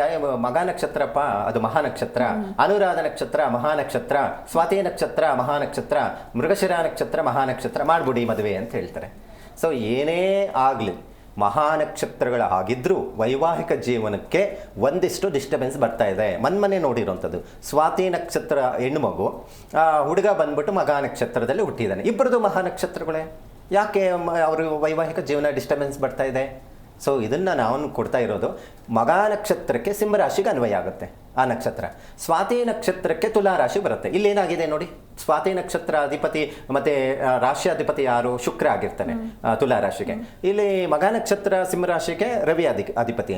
ಆ 2 ಗ್ರಹಗಳಿಗೆ ಡಿಸ್ಟರ್ಬೆನ್ಸ್ ಆಗ್ತದೆ, ಕಿರಿಕಿರಿ ಆಗ್ತಾ ಇರುತ್ತೆ. ಅದಕ್ಕೆ ಈ ಮಹಾನಕ್ಷತ್ರಗಳನ್ನು ನಾವು ಒಂದು ಶುಭ ಕಾರ್ಯಗಳಿಗೆ ಅಥವಾ ಈ ವಿವಾಹ ಇಂಥ ನಕ್ಷತ್ರಗಳಲ್ಲೇ ಮದುವೆ ಮಾಡಬೇಕು ಅಂತಿದೆ. ಮತ್ತು ಒಂದು ಗೃಹಪ್ರವೇಶನೋ ಅಥವಾ ಒಂದು ನಾಮಕರಣನೋ ಇಂಥದಕ್ಕೆ ಬಹಳ ಉಪಯೋಗ ಬರುವಂಥದ್ದು ನಕ್ಷತ್ರಗಳು. ಅದರಲ್ಲಿ ಒಂದು ಮಾತಿಲ್ಲ. ಮದುವೆಗೆ ಮಹಾನಕ್ಷತ್ರಗಳು ಅಂತ ಯಾರಾದರೂ ಹೇಳಿದ್ರೆ ಖಂಡಿತ ನೀವು ಆದ್ಯತೆ ಕೊಡಬೇಡಿ. ಆ ನಕ್ಷತ್ರಗಳ, ಆ ಮಹಾನಕ್ಷತ್ರ ಆದರೆ ಒಳ್ಳೆಯದೇ, ಆದರೆ ನಿಮ್ಮ ಜಾತಕಗಳನ್ನು ಪರಿಶೀಲನೆ ಮಾಡಿ. ಜಾತಕಗಳಿಗೆ ಎಷ್ಟು ಗುಣಗಳು ಬರುತ್ತೆ, ಜಾತಕಗಳ ಕಾಂಬಿನೇಷನ್ಸ್ ಹೇಗಿದೆ, ಆ ಹುಡುಗನಿಗೆ ಏನಾದರೂ 2 ಮದುವೆ ಯೋಗ ಇದೆಯಾ, ಅಥವಾ ಮದುವೆ ಆದಮೇಲೆ ವೈವಾಹಿಕ ಜೀವನ ಡಿಸ್ಟರ್ಬೆನ್ಸ್ ಬರುತ್ತಾ, ಅಥವಾ ಆ ಹುಡುಗನಿಗೆ ಈಗ ಪ್ರಸ್ತುತ ಏನಾದರೂ ಹೆಲ್ತ್ ಪ್ರಾಬ್ಲಮ್ ಬರುತ್ತಾ. ಸೊ ಇವೆಲ್ಲವನ್ನು ತಿಳ್ಕೊಳ್ಬಹುದು. ನಾನು ಮೊನ್ನೆ ಒಂದು ಕೇಸ್ ನೋಡಿದ್ದು, 6ನೇ ಮನೆ ಅಧಿಪತಿ ಸಪ್ತಮದಲ್ಲಿ ಬಾಧಕ ರಾಶಿಯಲ್ಲಿರುವಂಥದ್ದು. ಈ ಥರ ಇತ್ತು ಅಂದರೆ ಏನು ಮಾಡೋದು, ಸದಾಕಾಲ ಅವನಿಗೆ ನಾನಾ ಕಾಯಿಲೆಗಳು. ಅದೇ ಏನಾದರೂ ಕೇತು ಆಗಿತ್ತು, ಕೇತು ಕಾಂಬಿನೇಷನ್ಸ್ ಇದ್ದರೆ ಇವತ್ತು ನಾವು ನೋಡ್ತಾ ಇದ್ದೀವಿ ಕೋರ್ಟು ಕಚೇರಿಯಲ್ಲಿ ಬೇಗ ವಿಚ್ಛೇದನೆ ಅಂತ ಹೇಳಿದ್ರೆ ನೋಡಿ ಮಕ್ಕಳೇ ಆಗೋದಿಲ್ಲ, ಅವನಿಗೆ ನರ ದೌರ್ಬಲ್ಯ, ಈ ಥರ ಕಾಯಿಲೆಗಳು ಅಂತ ಹೇಳ್ತಾ ಇರ್ತಾರೆ. ಸೊ ಹಾಗಾಗಿ ಕಾರಣ ಏನಪ್ಪ ಅಂದರೆ ಕೇತು ವೀಕ್ ಆಗಿರ್ತಾನೆ. ಯಾರಿಗೆ ಕೇತು ಕಾಂಬಿನೇಷನ್ಸ್ ವೀಕ್ ಆಗಿರ್ತಾನೆ ಆ ವೈವಾಹಿಕ ಜೀವನಕ್ಕೆ ಯೋಗ್ಯವಾಗಿ ಇಲ್ದಿರುವಂಥದ್ದಾಗಿರುತ್ತೆ. ಸೊ ಅದೇ ನಾವು ಕಾಂಬಿನೇಷನ್ಸಲ್ಲಿ ನಾವು ನೋಡ್ತೀವಿ. ಶನಿ ಮತ್ತು ಕೇತು 7ನೇ ಮನೆಯಲ್ಲಿ ನೋಡಿದ್ರೆ ಅವನು ಸನ್ಯಾಸಿ ಆಗ್ತಾನೆ, ಅವನಿಗೆ ಸನ್ಯಾಸಿ ಯೋಗ ಇದೆ ಅಂತ ಹೇಳುತ್ತೆ. ಅಕಸ್ಮಾತ್ ಆಯಿತು 7ನೇ ಮನೆ ಬಿಟ್ಟು ಗುರು ದೃಷ್ಟಿ ಬಿತ್ತು ಅಂದ್ಕೊಳ್ಳಿ, ಆಗ ಮದುವೆ ಆಗೇ ಆಗುತ್ತೆ ಆತನಿಗೆ. ಆದ್ರೂ ಸಹ ನಾನು ಆಗಲೇ ಹೇಳ್ದಲ್ಲ, ವೈವಾಹಿಕ ಜೀವನ ಅಷ್ಟು ಯೋಗ್ಯ ಇರೋದಿಲ್ಲ, ಗಂಡ ಒಂದು ಕಡೆ ಇರ್ತಾರೆ, ಹೆಂಡತಿ ಒಂದು ಕಡೆ ಇರ್ತಾರೆ, ಇಬ್ಬರು ಜೊತೆಲಿ ಸೇರೋದೇ ಇಲ್ಲ ಅಂತ ಹೇಳುತ್ತೆ. ಇವೆಲ್ಲವನ್ನು ನೋಡಬೇಕು ವೈವಾಹಿಕ ಜೀವನಕ್ಕೆ. ಇವತ್ತು ಜನ್ರೇಷನ್ನು, ಇವತ್ತು ನೀವು ಅನ್ಕೋಬಹುದು ಇವೆಲ್ಲ ಲೆಕ್ಕಾಚಾರ ಇರುತ್ತಾ, ಎಷ್ಟಿದೆ ಮದುವೆ ಅನ್ನೋದು. ಸುಮ್ಮನೆ ನೀವು ಏನೋ ಹೋಗಿ ಹುಡುಗ ಮದುವೆ ಲೇಟ್ ಆಗ್ತಾ ಇದೆ, ಯಾವುದೋ ಬಂತಪ್ಪ ಹುಡುಗನು ಒಂದು ಗೌರ್ಮೆಂಟ್ ಕೆಲಸ ಮಾಡಿಬಿಡಿ, ಹುಡುಗಿನೂ ಗೌರ್ಮೆಂಟ್ ಕೆಲಸ, ಡಾಕ್ಟ್ರು ಹುಡುಗಿನೂ ಡಾಕ್ಟ್ರು ಮಾಡಿಬಿಡಿ. ಅದೆಲ್ಲ ನೀವು ಅಷ್ಟು ನಿಮ್ಗೆ ಅಗತ್ಯ ಇದೆ. ಡಾಕ್ಟ್ರೇ ಓದಿರೋರು ಬೇಕು, ಇಂಜಿನಿಯರೇ ಓದಿರೋರು ಬೇಕು, ಗೌರ್ಮೆಂಟ್ ಸರ್ಕಾರಿ ಕೆಲಸದಲ್ಲಿರುವಂಥವರೇ ಹುಡುಗ ಬೇಕು ಅಂತ ನೀವು ಅನ್ಕೋಬಹುದು. ಆದರೆ ಇವತ್ತು ಎಷ್ಟು ಚೆನ್ನಾಗಿದ್ದಾರೆ ಗೌರ್ಮೆಂಟ್ ಕೆಲಸದಲ್ಲಿ ಡಾಕ್ಟ್ರೇ ಓದಿ ಮದುವೆ ಆಗಿರುವಂಥದ್ದು ವಿಚ್ಛೇದನೆ ಹೋಗ್ತಾ ಇದೆ. ಇನ್ನೂ ಕೆಲವು ಕಾನ್ಸೆಪ್ಟ್ ಇರುತ್ತೆ, ನನ್ನ ಮಗಳು ಭಾರಿ ಶ್ರೀಮಂತರ ಮನೆಗೆ ಹೋಗ್ಬೇಕು. ನೀವು ತಪ್ಪು ಅಭಿಪ್ರಾಯ. ಶ್ರೀಮಂತರು ಬಡವರು ಸ್ವಂತ ಮನೆ ಇರೋರಿಗೆ ಕೊಡ್ತೀನಿ ಅನ್ನೋವಂಥದ್ದು ಏನು ಕಾನ್ಸೆಪ್ಟ್ ಇದ್ದೀರಾ. ಇವತ್ತೆಷ್ಟೋ ಸ್ವಂತ ಮನೆ ಇರೋರೇ ಮದುವೆಯಾಗಿ 3 ತಿಂಗಳು ಬಿಟ್ಟು ಮನೆಗೆ ಕಳಿಸಿದ್ದಾರೆ. ಸೊ ಇದು ಬರೋದಿಲ್ಲ. ಅವರ ವೈವಾಹಿಕ ಜೀವನ ಹೇಗಿರ್ತಾರೆ. ಇವತ್ತು ಸ್ವಂತ ಮನೆ ಇಲ್ದಿರೋರ್ಗೆ ಮದುವೆ ಹುಡುಗಿನೇ ಕೊಡ್ತಾ ಇಲ್ಲ. ಇವತ್ತು ಕೇಳ್ತಾರೆ ಸ್ವಂತ ಮನೆ ಇದೆಯಾ, ಅವ್ರಿಗೂ ತಂದೆ ತಾಯಿಗೂ ಆಸೆ ಇದೆ, ನಮ್ಮ ಮನೆಯಲ್ಲಿ ನಾವು ಬಾಡಿಗೆ ಮನೆಯಲ್ಲಿ ಇದ್ದೀವಿ, ಸ್ವಂತ ಮನೆಗೆ ಕೊಡೋಣ ಅಂತ. ಆದರೆ ನಾನೇ ಹೇಳೋದು ತಂದೆ ತಾಯಿಗೆ ಇಷ್ಟೇ. ಇವತ್ತು ಸ್ವಂತ ಮನೆ ಅಂತ ಇಟ್ಕೊಬಿಡಿ, ಸ್ವಂತ ಮನೆ ಇಲ್ಲ ಅಂದ್ರೇನು ದುಡ್ಕೊಂಡು ಸ್ವಂತ ಮನೆ ಮಾಡ್ಕೊತಾರೆ, ಅದೇನು ದೊಡ್ಡ ವಿಚಾರ ಅಲ್ಲ. ಆದರೆ ಅವ್ರ ಮುಂದೆ ವೈವಾಹಿಕ ಜೀವನ ಗಂಡ ಹೆಂಡತಿ ಜಗಳ ಆಡ್ದಿರ ಇರ್ತಾರ. ಇವತ್ತು 100 ಮನೆಗಳಲ್ಲಿನೂ ಕಿರಿಕಿರಿಯಾಗಿ ಕೋರ್ಟ್ವರೆಗೂ ಹೋಗ್ತಾ ಇದೆ. ಹಿಂದೆ ಒಂದು ಗಾದೆ ಮಾರ್ತಿತ್ತು, ಎಲ್ಲಾರ ಮನೆಯಲ್ಲೂ ದೋಸೆ ಸುತ್ತಪ್ಪ ಗಂಡ ಹೆಂಡತಿ ಜಗಳ. ಗಂಡ ಹೆಂಡತಿ ಜಗಳ ಹೇಗಿದೆ ಅಂತ ಹೇಳಿದ್ರೆ ಉಂಡು ಮಲಗೋ ತನಕ ಅಂತ ಇತ್ತು. ಇವತ್ತಲ್ಲ, ಇದು ಗಾದೆ ಮಾತು ಉಲ್ಟಾ ಆಗ್ಬಿಟ್ಟಿದೆ. ಗಂಡ ಹೆಂಡತಿ ಜಗಳಗಳು ಕೋರ್ಟು ಕಚೇರಿ ತನಕ. ಸೊ ಆ ಥರ ಆಗಿರುವಂಥದ್ದು ಘಟನೆ ನೋಡ್ತಾ ಇದ್ದೀವಿ. ಇದಕ್ಕೆ ಬರೋದಕ್ಕೆ ಕಾರಣ ಏನಪ್ಪ ಅಂದರೆ ಈ ಜಾತಕಗಳ ಪರಿಶೀಲನೆ ಇಲ್ಲ, ಮುಹೂರ್ತ ಬಹಳ ಮುಖ್ಯವಾಗಿ. ಮುಹೂರ್ತ ಸರಿಯಾದಂಥ ಮುಹೂರ್ತವನ್ನು ಇಟ್ಟು ಮದುವೆ ಮಾಡಿಲ್ಲ ಅಂದ್ರೇನೋ ಅದೂ ತೊಂದರೆ. ನಾವು ತೋರಿಸ್ತೀವಿ ಗುರುಗಳೇ, ದೊಡ್ಡ ಸ್ವಾಮಿಗಳು ಮಾಧ್ಯಮಗಳಲ್ಲಿ ಬರುವಂಥ ಸ್ವಾಮಿಗಳು ಎಲ್ಲ ಚೆನ್ನಾಗಿದೆ ಅಂದ್ಬಿಟ್ರು, ಇವತ್ತು ನೋಡಿ ಕಿತ್ತಾಡ್ತಾ ಇದ್ದಾರೆ ಅಂತ ಬರ್ತಾರೆ ನನ್ನ ಹತ್ರ. ಸರಿಯಾದಂಥ ಮುಹೂರ್ತ ಸರಿಯಾಗಿ ಇಟ್ಟಿಲ್ಲ ಅಂದ್ರೇನೋ ವೈವಾಹಿಕ ಜೀವನ ಡಿಸ್ಟರ್ಬೆನ್ಸ್ ಆಗುತ್ತಮ್ಮ. ಖಂಡಿತ ಗುರುಜಿ. ಒಬ್ರು ಕಾಲರ್ ಇದ್ದಾರೆ ಬೆಂಗಳೂರಿಂದ, ಅಂಜನ್ ಕುಮಾರ್ ಅಂತ, ಮಾತಾಡ್ಸೋಣ. ನಮಸ್ಕಾರ. ನಮಸ್ತೆ. ಯಾರ ಬಗ್ಗೆ ಕೇಳಬೇಕಿತ್ತು? ಮೇಡಮ್ ನನ್ನ ಮಗನ ಬಗ್ಗೆ. ಅವ್ರ ಡೇಟ್ ಆಫ್ ಬರ್ತ್ ಹೇಳಿ ಸರ್. ಮೇಡಮ್ 29/4/2016. 29/4/2016. ಟೈಮಿಂಗ್ಸ್ ಹೇಳಿ. ಟೈಮಿಂಗ್ಸ್ ಬೆಳಿಗ್ಗೆ 10:30 ಮೇಡಮ್. ಬೆಳಿಗ್ಗೆ 10:30. ಓಕೆ, ಗುರೂಜಿ ಇದ್ದಾರೆ, ಮಾತನಾಡಿ ಸರ್. ನಮಸ್ತೆಪ್ಪ. ಶ್ರವಣ ನಕ್ಷತ್ರ ಉತ್ತರಾಷಾಢ ಹುಡುಗ ಹುಟ್ಟಿರುವಂಥದ್ದು ನಕ್ಷತ್ರ ನಾವು ನೋಡೋಕೆ ಹೋದರೆ ಉತ್ತರಾಷಾಢ ನಕ್ಷತ್ರದಲ್ಲಿ ಹುಟ್ಟಿರೋದು, ಮಕರ ರಾಶಿ ಬರುತ್ತೆ. ಏನು ಓದ್ತಾ ಇದ್ದಾನೆ ಹುಡುಗ? ಮೇಡಮ್ ಗುರುಜಿ ಇವಾಗ 4ನೇ ಕ್ಲಾಸ್ ಓದ್ತಾ ಇದ್ದಾನೆ. ಓಕೆ, 4ನೇ ಕ್ಲಾಸ್ ಓದ್ತಾ ಇದ್ದಾನೆ. ಅವ್ನ ವಿದ್ಯಾಭ್ಯಾಸ ಇದು ಯಾವ ತರ ಇದೆ ಅಂತ ತಿಳ್ಕೊಬೇಕಾಗಿತ್ತು. ಖಂಡಿತ. ನೋಡಿ, ಹುಟ್ಟಿರೋದು ಲಗ್ನ ಬಂದು ಮಿಥುನ ಲಗ್ನ, 4ನೇ ಮನೆ ಅಧಿಪತಿಯೂ ಬುಧನೇ ಆಗಿರ್ತಾನೆ. ಅಂದರೆ ಬುದ್ಧಿವಂತ. ಆದರೆ ಏನೋ ಹೇಳಿದ್ರೆ ರಿವರ್ಸ್ ಮಾತಾಡೋದು, ಅಂದರೆ ನಂಗೆ ಗೊತ್ತು ಎಲ್ಲ ಅಂತ ಹೇಳಿ. ಯಾಕಂದರೆ ಬುಧ ಬಂದು ಜಾತಕದಲ್ಲಿ 11ನೇ ಮನೆಯಲ್ಲಿ ಬಲಹೀನನಾಗಿದ್ದಾನೆ. ಹಾಗಾಗಿ ಎಜುಕೇಷನ್ ಎಲ್ಲಿ ಅವನು ತೊಂದರೆ ಮಾಡ್ಕೊಳ್ಳಲ್ಲ, ಚೆನ್ನಾಗಿ ಓದ್ತಾನೆ, ಏನು ತೊಂದರೆ ಏನಿಲ್ಲ. ಇವತ್ತೆಲ್ಲ ಮಕ್ಕಳು ಒಳ್ಳೆ ವಿದ್ಯಾವಂತರಾಗ್ತಾ ಇದ್ದಾರೆ, ಅಭಿವೃದ್ಧಿ ಕಾಣ್ತಾ ಇರುವಂಥ ಜಾತಕ ಅಂತ ಹೇಳ್ತೀವಿ. ಹಾಗಾಗಿ ಆ ಹುಡುಗನ ಜಾತಕದ ಪ್ರಕಾರ ಈ ವರ್ಷಕ್ಕಿಂತ ಬರೋ ವರ್ಷ ಬಹಳ ಚೆನ್ನಾಗಿದೆ, ಬಹಳ ಅಭಿವೃದ್ಧಿ ಆಗುವಂಥದ್ದು ಎಲ್ಲ ಇದೆ. ಸ್ವಲ್ಪ ಆರೋಗ್ಯದ ಬಗ್ಗೆ ಹೆಚ್ಚು ಗಮನ ಕೊಡಬೇಕಾಗತ್ತೆ. ಅವನಿಗೆ ಒಂದು ಕಂಪ್ಯೂಟರ್ ಸೈನ್ಸು ಅಥವಾ ಮೆಡಿಕಲ್ ವಿಚಾರದಲ್ಲಿ ಹೆಚ್ಚು ಒಲವನ್ನು ಕೊಡೋದು ಬಹಳ ಒಳ್ಳೆಯದು. ಯಾಕಂದರೆ ಚತುರ್ಭ ಭಾವ ಲಗ್ನಾಧಿಪತಿ ಬುಧ ಕುಜನ ಮನೆಯಲ್ಲಿರೋದ್ರಿಂದ ಹೆಚ್ಚು ಈ ಎಲೆಕ್ಟ್ರಾನಿಕ್ಸ್ ಸಂಬಂಧಪಟ್ಟಂಥದ್ದು ಅಥವಾ ಕಂಪ್ಯೂಟರ್ ಸೈನ್ಸ್ ಸಂಬಂಧಪಟ್ಟಂಥದ್ದು ಅಥವಾ ಮೆಡಿಕಲ್ಗೆ ಸಂಬಂಧಪಟ್ಟಂಥದ್ದು ಹೆಚ್ಚು ಆದ್ಯತೆ ಕೊಟ್ಟರೆ ಒಳ್ಳೆಯದು. ಅವನ ಜಾತಕದಲ್ಲಿ ಇದೆ. ಯಾಕಂತ ಹೇಳಿದ್ರೆ ಬುಧಾದಿತ್ಯ ಯೋಗ ಯಾರ ಜಾತಕದಲ್ಲಿ ಇರುತ್ತೋ ಅಥವಾ ಕರ್ಮಸ್ಥಾನಾಧಿಪತಿ ಉಚ್ಚಸ್ಥಾನದಲ್ಲಿ ಇರ್ತಾರೋ ಅಂಥವ್ರಿಗೆ ಸರ್ಕಾರಿ ಕೆಲಸ ಸಿಗುತ್ತೆ. ಯಾಕಂದರೆ ಸರ್ಕಾರಿ ಕೆಲಸಕ್ಕೆ ಕಾರಣಕರ್ತ ಗ್ರಹಗಳು ಅಂತ ಹೇಳ್ತೀವಿ. ಹಾಗಾಗಿ ನೀವು ಸರ್ಕಾರಿ ಕೆಲಸ ಅಂತ ಹೇಳಿದ್ರೆ ಮೆಡಿಕಲ್ ಇಂಟ್ರೆಸ್ಟ್ ಇದ್ದರೆ ಅದಕ್ಕೆ ಓದಿಸಿ, ಇಲ್ಲಾಂದರೆ ಈ ಪೊಲೀಸ್ ವೃತ್ತಿ IPS ಇಂಥದ್ದೆಲ್ಲ ಕೋರ್ಸ್ಗಳೆಲ್ಲ ಕೊಡಿಸುವಂಥದ್ದು, ಇಂಥದಕ್ಕೆ ಮಿಲ್ಟ್ರಿ ಇಂಥದಕ್ಕೆಲ್ಲ ಕಳಿಸುವಂಥದ್ದು, ಅದರಲ್ಲೆಲ್ಲ ಉತ್ತಮವಾದಂಥ ಹೆಸರು ಸಾಧನೆ ಮಾಡುವಂಥದ್ದು ಈ ಜಾತಕ ಇದೆ. ಅಭಿವೃದ್ಧಿ ಚೆನ್ನಾಗಿರ್ಲಿಕ್ಕೆ ಸಾಧ್ಯ ಆಗುತ್ತೆ. ಪ್ರಸ್ತುತ ಹೆಚ್ಚು ಹನುಮಂತನ ಆರಾಧನೆ ಮಾಡ್ಕೊಳ್ಳಿ. ಒಂದು ಕಪ್ಪು ದಾರದಲ್ಲಿ ಹನುಮಂತನ ಚಿಕ್ಕದೊಂದು ಗದೆ ಮಾಡಿಸಿ ಡಾಲರ್ ರೀತಿಯಲ್ಲಿ ಹಾಕೋದ್ರಿಂದ ಯಾವುದೇ ರೀತಿಯಾದಂಥ ತೊಂದರೆಗಳು ಕಂಟಕಗಳು ಬಂದ್ರೇನೂ ನಿವಾರಣೆ ಆಗ್ಲಿಕ್ಕೆ ಸಾಧ್ಯ ಆಗುತ್ತಪ್ಪ. ಓಕೆ, ಧನ್ಯವಾದ ಸರ್ ಕರೆ ಮಾಡಿದ್ದಕ್ಕೆ. ಗುರೂಜಿ, ಇನ್ನು ಈ ಮನುಷ್ಯ ಗಣದವರು ರಾಕ್ಷಸ ಗಣದವ್ರನ್ನ ಮದುವೆ ಆದರೆ ಏನೆಲ್ಲ ಸಮಸ್ಯೆಗಳಾಗುತ್ತೆ ಅಂತ? ಇಲ್ಲಿ ಗಣಕೂಟಗಳು ಅಂತ ಹೇಳಿದಾಗ ಮನುಷ್ಯ ರಾಕ್ಷಸ ಗಣ ಅಷ್ಟು ಪ್ರಶಸ್ತವಾಗಿರೋದಿಲ್ಲ ಅನ್ನುವಂಥದ್ದು ಹೇಳುತ್ತೆ. ಯಾಕಂತ ಹೇಳಿದ್ರೆ ಗಣಕೂಟಲ್ಲಿ ಅದು ಒಂದು 12 ಕೂಟಗಳಲ್ಲಿ ಅದು ಒಂದು ಪ್ರಮುಖ ಪಾತ್ರ ವಹಿಸುವಂಥದ್ದು ಇರುತ್ತೆ. ನಾನು ಆಗಲೇ ಹೇಳಿದಲ್ಲ ಗ್ರಹ ಮೈತ್ರಕೂಟ, ಅದೂ ಈ ವೈವಾಹಿಕ ಜೀವನದಲ್ಲಿ ಒಂದಿಷ್ಟು ಹೊಂದಾಣಿಕೆ ಸಮಸ್ಯೆಗಳು ಬರಲಿಕ್ಕೆ ಸಾಧ್ಯ ಆಗುತ್ತೆ. ಯಾಕಂತ ಹೇಳಿದ್ರೆ ಸ್ವಲ್ಪ ಈ ರಾಕ್ಷಸ ಗಣ ಅಂತ ಹೇಳಿದ್ರೆ ಭಾಳ ಜನ ಹೆಣ್ಮಕ್ಳು ಕೇಳ್ತಾ ಇರ್ತಾರೆ, ಏನು ಸ್ವಾಮಿ ನಮ್ಮನ್ನು ರಾಕ್ಷಸ ಗಣ ಅಂದ್ಬಿಡ್ತಾರೆ ಅಂತ. ಅಂದರೆ ರಾಕ್ಷಸ ಗಣ ಅಂತ ಹೇಳಿದ್ರೆ ರಾಕ್ಷಸ ತತ್ವ ಇದೆ ಆ ಹುಡುಗಿಗೆ ಅಂತ ನಾ ಹೇಳ್ತಾ ಇಲ್ಲ. ಅಂದರೆ ಆ ನಕ್ಷತ್ರಕ್ಕೆ ಅದರ ಪರಿಣಾಮದಿಂದ ಸ್ವಲ್ಪ ನೇರವಾಗಿ ಮಾತಾಡ್ತಾರೆ ಅವರು. ಒಂದು ಕೆಲವು ಮೂಗು ನೇರವಾಗಿ ಅವ್ರದ್ದೇ ಆದಂಥದ್ದು ಕಾನ್ಸೆಪ್ಟ್ ಇಟ್ಕೊಂಡು ಹೀಗೆ ಅನ್ನುವಂಥದ್ದು ಮಾತಾಡುವಂಥದ್ದು ಇರುತ್ತೆ. ಬೊಗ್ಗಲ್ಲ ಯಾರಿಗೂ ಅವರು. ಸೊ ಅದನ್ನು ಲೆಕ್ಕಾಚಾರ ಮಾಡುತ್ತೆ. ಅದಕ್ಕೇನಾಗುತ್ತೆ, ಮನುಷ್ಯ ಗಣಕ್ಕೆ ಅಡ್ಜಸ್ಟ್ ಆಗಲ್ಲ.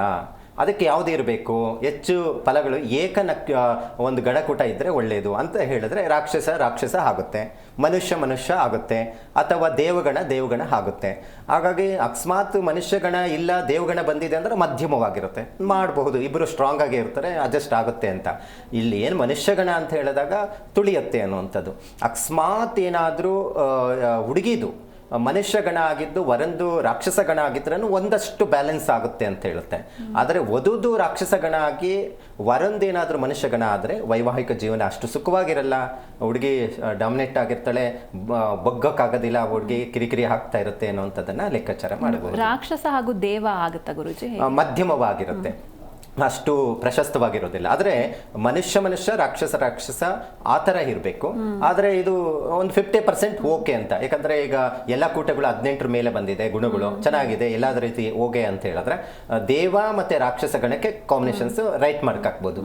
ಅಕಸ್ಮಾತ್ ಗುಣಗಳು ಕಡಿಮೆ ಬಂದು ರಜ್ಜುಕೂಟ ನಾಡಿಕೂಟ ಬಂದಿಲ್ಲ ಅಂದರೆ ಮಾಡಬಾರ್ದು. ಸೊ ಇದನ್ನು ನಾವು ನೋಡಿ ಕೊಡಬೇಕಾಗತ್ತೆ. ಸೊ ಈ ಕಾನ್ಸೆಪ್ಟಲ್ಲಿ ಕೆಲವೊಂದು ಗ್ರಹ ಮೈತ್ರ ಕೂಟ ಮತ್ತು ಕೆಲವೊಂದು ಗಣಕೂಟಗಳು ನಡೆಯುವಂಥದ್ದು ಇರುತ್ತೆ. ಶ್ರೀದೀರ್ಘ ಕೂಟ ಅಂತ ಹೇಳಿದ್ರೆ ನೋಡಿ, ಹಿಂದೆ ನಾವು ಜನ್ಮ ದಿನಾಂಕ ಸರಿಯಾಗಿ ಇಟ್ಕೊತಾ ಇರಲಿಲ್ಲ. ಅವಾಗ ಹೇಳ್ತಾ ಇದ್ರು ನೋಡಿ, ಹಬ್ಬದ 3ನೇ ದಿವಸ ಅಥವಾ ಶ್ರೀರಾಮನವಮಿ ಬಂದಿತ್ತು, ಆ ಹಿಂದಿನ ದಿವಸ ನನ್ನ ಮಗಳು ಹುಟ್ಟಿದ್ದು ಅಂತಾರೆ. ಯಾವ ನಕ್ಷತ್ರ ಯಾವ ಇಯರಲ್ಲಿ? ಅವಾಗ ಏನಾಗುತ್ತೆ, ಈಗ ಏನಮ್ಮ ಹೆಸರಿಟ್ಟಿರೋದು ಅಂತ ಕೇಳ್ತೀವಿ. ನೋಡಮ್ಮ ಆ ಹುಡುಗಿ ಹೆಸರು ನಳಿನ ಅಥವಾ 4 ಅಕ್ಷರದಿಂದ ಹೆಸರು ಬರುತ್ತೆ. ನೋಡಮ್ಮ ಆಗಿದ್ರೆ ನಿನಗೆ ಮಗಳ ನಕ್ಷತ್ರ ಅಂದರೆ ಅನುರಾಧ ನಕ್ಷತ್ರ ವೃಶ್ಚಿಕ ರಾಶಿ ಬರುತ್ತೆ. ಇಲ್ಲ ವರಲಕ್ಷ್ಮಿ ಅಂತ ಹೆಸರಿಟ್ಟಿರ್ತಾರೆ. ನೀವು ಮಗಳದು ರೋಹಿಣಿ ನಕ್ಷತ್ರ ವೃಷಭ ರಾಶಿ ಬರುತ್ತೆ. ಸೊ ಹಾಗಿದ್ದರೆ ವೃಷಭ ರಾಶಿಗೆ ಯಾವ ನಕ್ಷತ್ರಕ್ಕೆ ಯಾವುದು ರಾಶಿಗಳು ಆಗಿ ಬರುತ್ತೆ. ಸೊ ಈ ಥರ ನಾವು ಕೊಡುವಂಥದ್ದು ಇರುತ್ತೆ. ಹಾಗಾಗಿ ಏನಾದರೂ ಇವತ್ತು ಎಲ್ಲರೂ ಬರ್ಕೊಳ್ತಾ ಇದ್ದಾರೆ. ಈಗೆಲ್ಲ ಈ 2020 ಮೇಲೆ ಎಲ್ಲ ಬರ್ತಾ ಇದೆ. ಅಂದರೆ 80 ಮೇಲೆ 80 ಆಸುಪಾಸಿರೋರು ಸ್ವಲ್ಪ ಈ ಥರ ಡೇಟ್ ಆಫ್ ಬರ್ತ್ ಸರಿಯಾಗಿ ಇಟ್ಕೊಂಡಿಲ್ಲ. ಹಾಗಾಗಿ ನಂತರ ಬರುವಂಥದ್ದು ಏನು ಹುಟ್ಟಿರುವಂಥ ಮಕ್ಕಳಿಗೆಲ್ಲ ಈಗೆಲ್ಲ ಡೇಟ್ ಆಫ್ ಬರ್ತ್ ಕರೆಕ್ಟಾಗಿದೆ. ಹಾಗಾಗಿ ಜನ್ಮ ದಿನಾಂಕದ ಆಧಾರದ ಮೇಲೇ ಇಡಿ. ಭಾಳ ಜನ ಈಗ ಸಾಲಾವಳಿ ಬಂದಿಲ್ಲ ಅಥವಾ ಜಾತಕಗಳು ಹೊಂದಾಣಿಕೆ ಇಲ್ಲ ಅಂದರೆ ನನ್ನ ಹತ್ರ ಬರ್ತಾರೆ, ಹೆಸರು ಬದಲಾಯಿಸ್ಬಿಟ್ಟು ಮಾಡ್ಬಿಡೋಣ ಗುರುಗಳೇ ಅಂತ. ಖಂಡಿತ ಈ ತಪ್ಪು ಮಾಡಕ್ಕೆ ಹೋಗಬೇಡಿ. ನಕ್ಷತ್ರ ಸರಿ ಇಲ್ಲ, ಅಯ್ಯೋ ಮಗಳದು ಆಶ್ಲೇಷ ನಕ್ಷತ್ರ, ಹುಡುಗಿ ಯಾರೂ ಒಪ್ಕೊತಾ ಇಲ್ಲ ಗುರುಗಳೇ, ಅಯ್ಯೋ ಹುಡುಗಂದು ಮೂಲ ನಕ್ಷತ್ರ ಒಪ್ಕೊತಾ ಇಲ್ಲ, ಇವತ್ತೇನೋ ಬೇರೆ ನಕ್ಷತ್ರ ಮಾಡಿಬಿಡ್ತೀರಾ. ಮದುವೆ ಆದಮೇಲೆ ಇವತ್ತು ಜಗಳಗಳು ನೋಡ್ತಾ ಇದ್ದೀವಿ, ಹೊಂದಾಣಿಕೆ ಆಗ್ತಾ ಇಲ್ಲ, ಯಾವಾಗಲೂ ಕಿರಿಕಿರಿ ಆಗ್ತಾ ಇದೆ. ಕಾರಣ ಏನಪ್ಪ ಅಂದರೆ ಹೆಸರು ಬಲಗಳು ಸರಿ ಇಲ್ದಿದ್ದಾಗ, ಜಾತಕಗಳು ಸರಿ ಇಲ್ದಿದ್ದಾಗೂ ನೀವೇನಾದರೂ ಮುಂದೆ ಹೋಗಿ ಮದುವೆ ಮಾಡಿದರೆ ಈ ರೀತಿ ಕಿತ್ತಾಡ್ತಾ ಇರ್ತಾರೆ.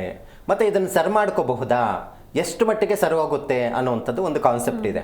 ಅಂದರೆ ಜಾತಕಗಳ ಪರಿಶೀಲನೆ ಮಾಡುವಾಗ 2-3 ವಿಧಿವಿಧಾನದಲ್ಲಿ ನೋಡಬೇಕಾಗುತ್ತೆ. ಒಂದು, ದೀರ್ಘಕಾಲದವರೆಗೂ ಸರಿಹೋಗೋದಿಲ್ಲ ಅನ್ನುವಂಥದ್ದು ಕಾಂಬಿನೇಷನ್ಸ್ ಇದೆ.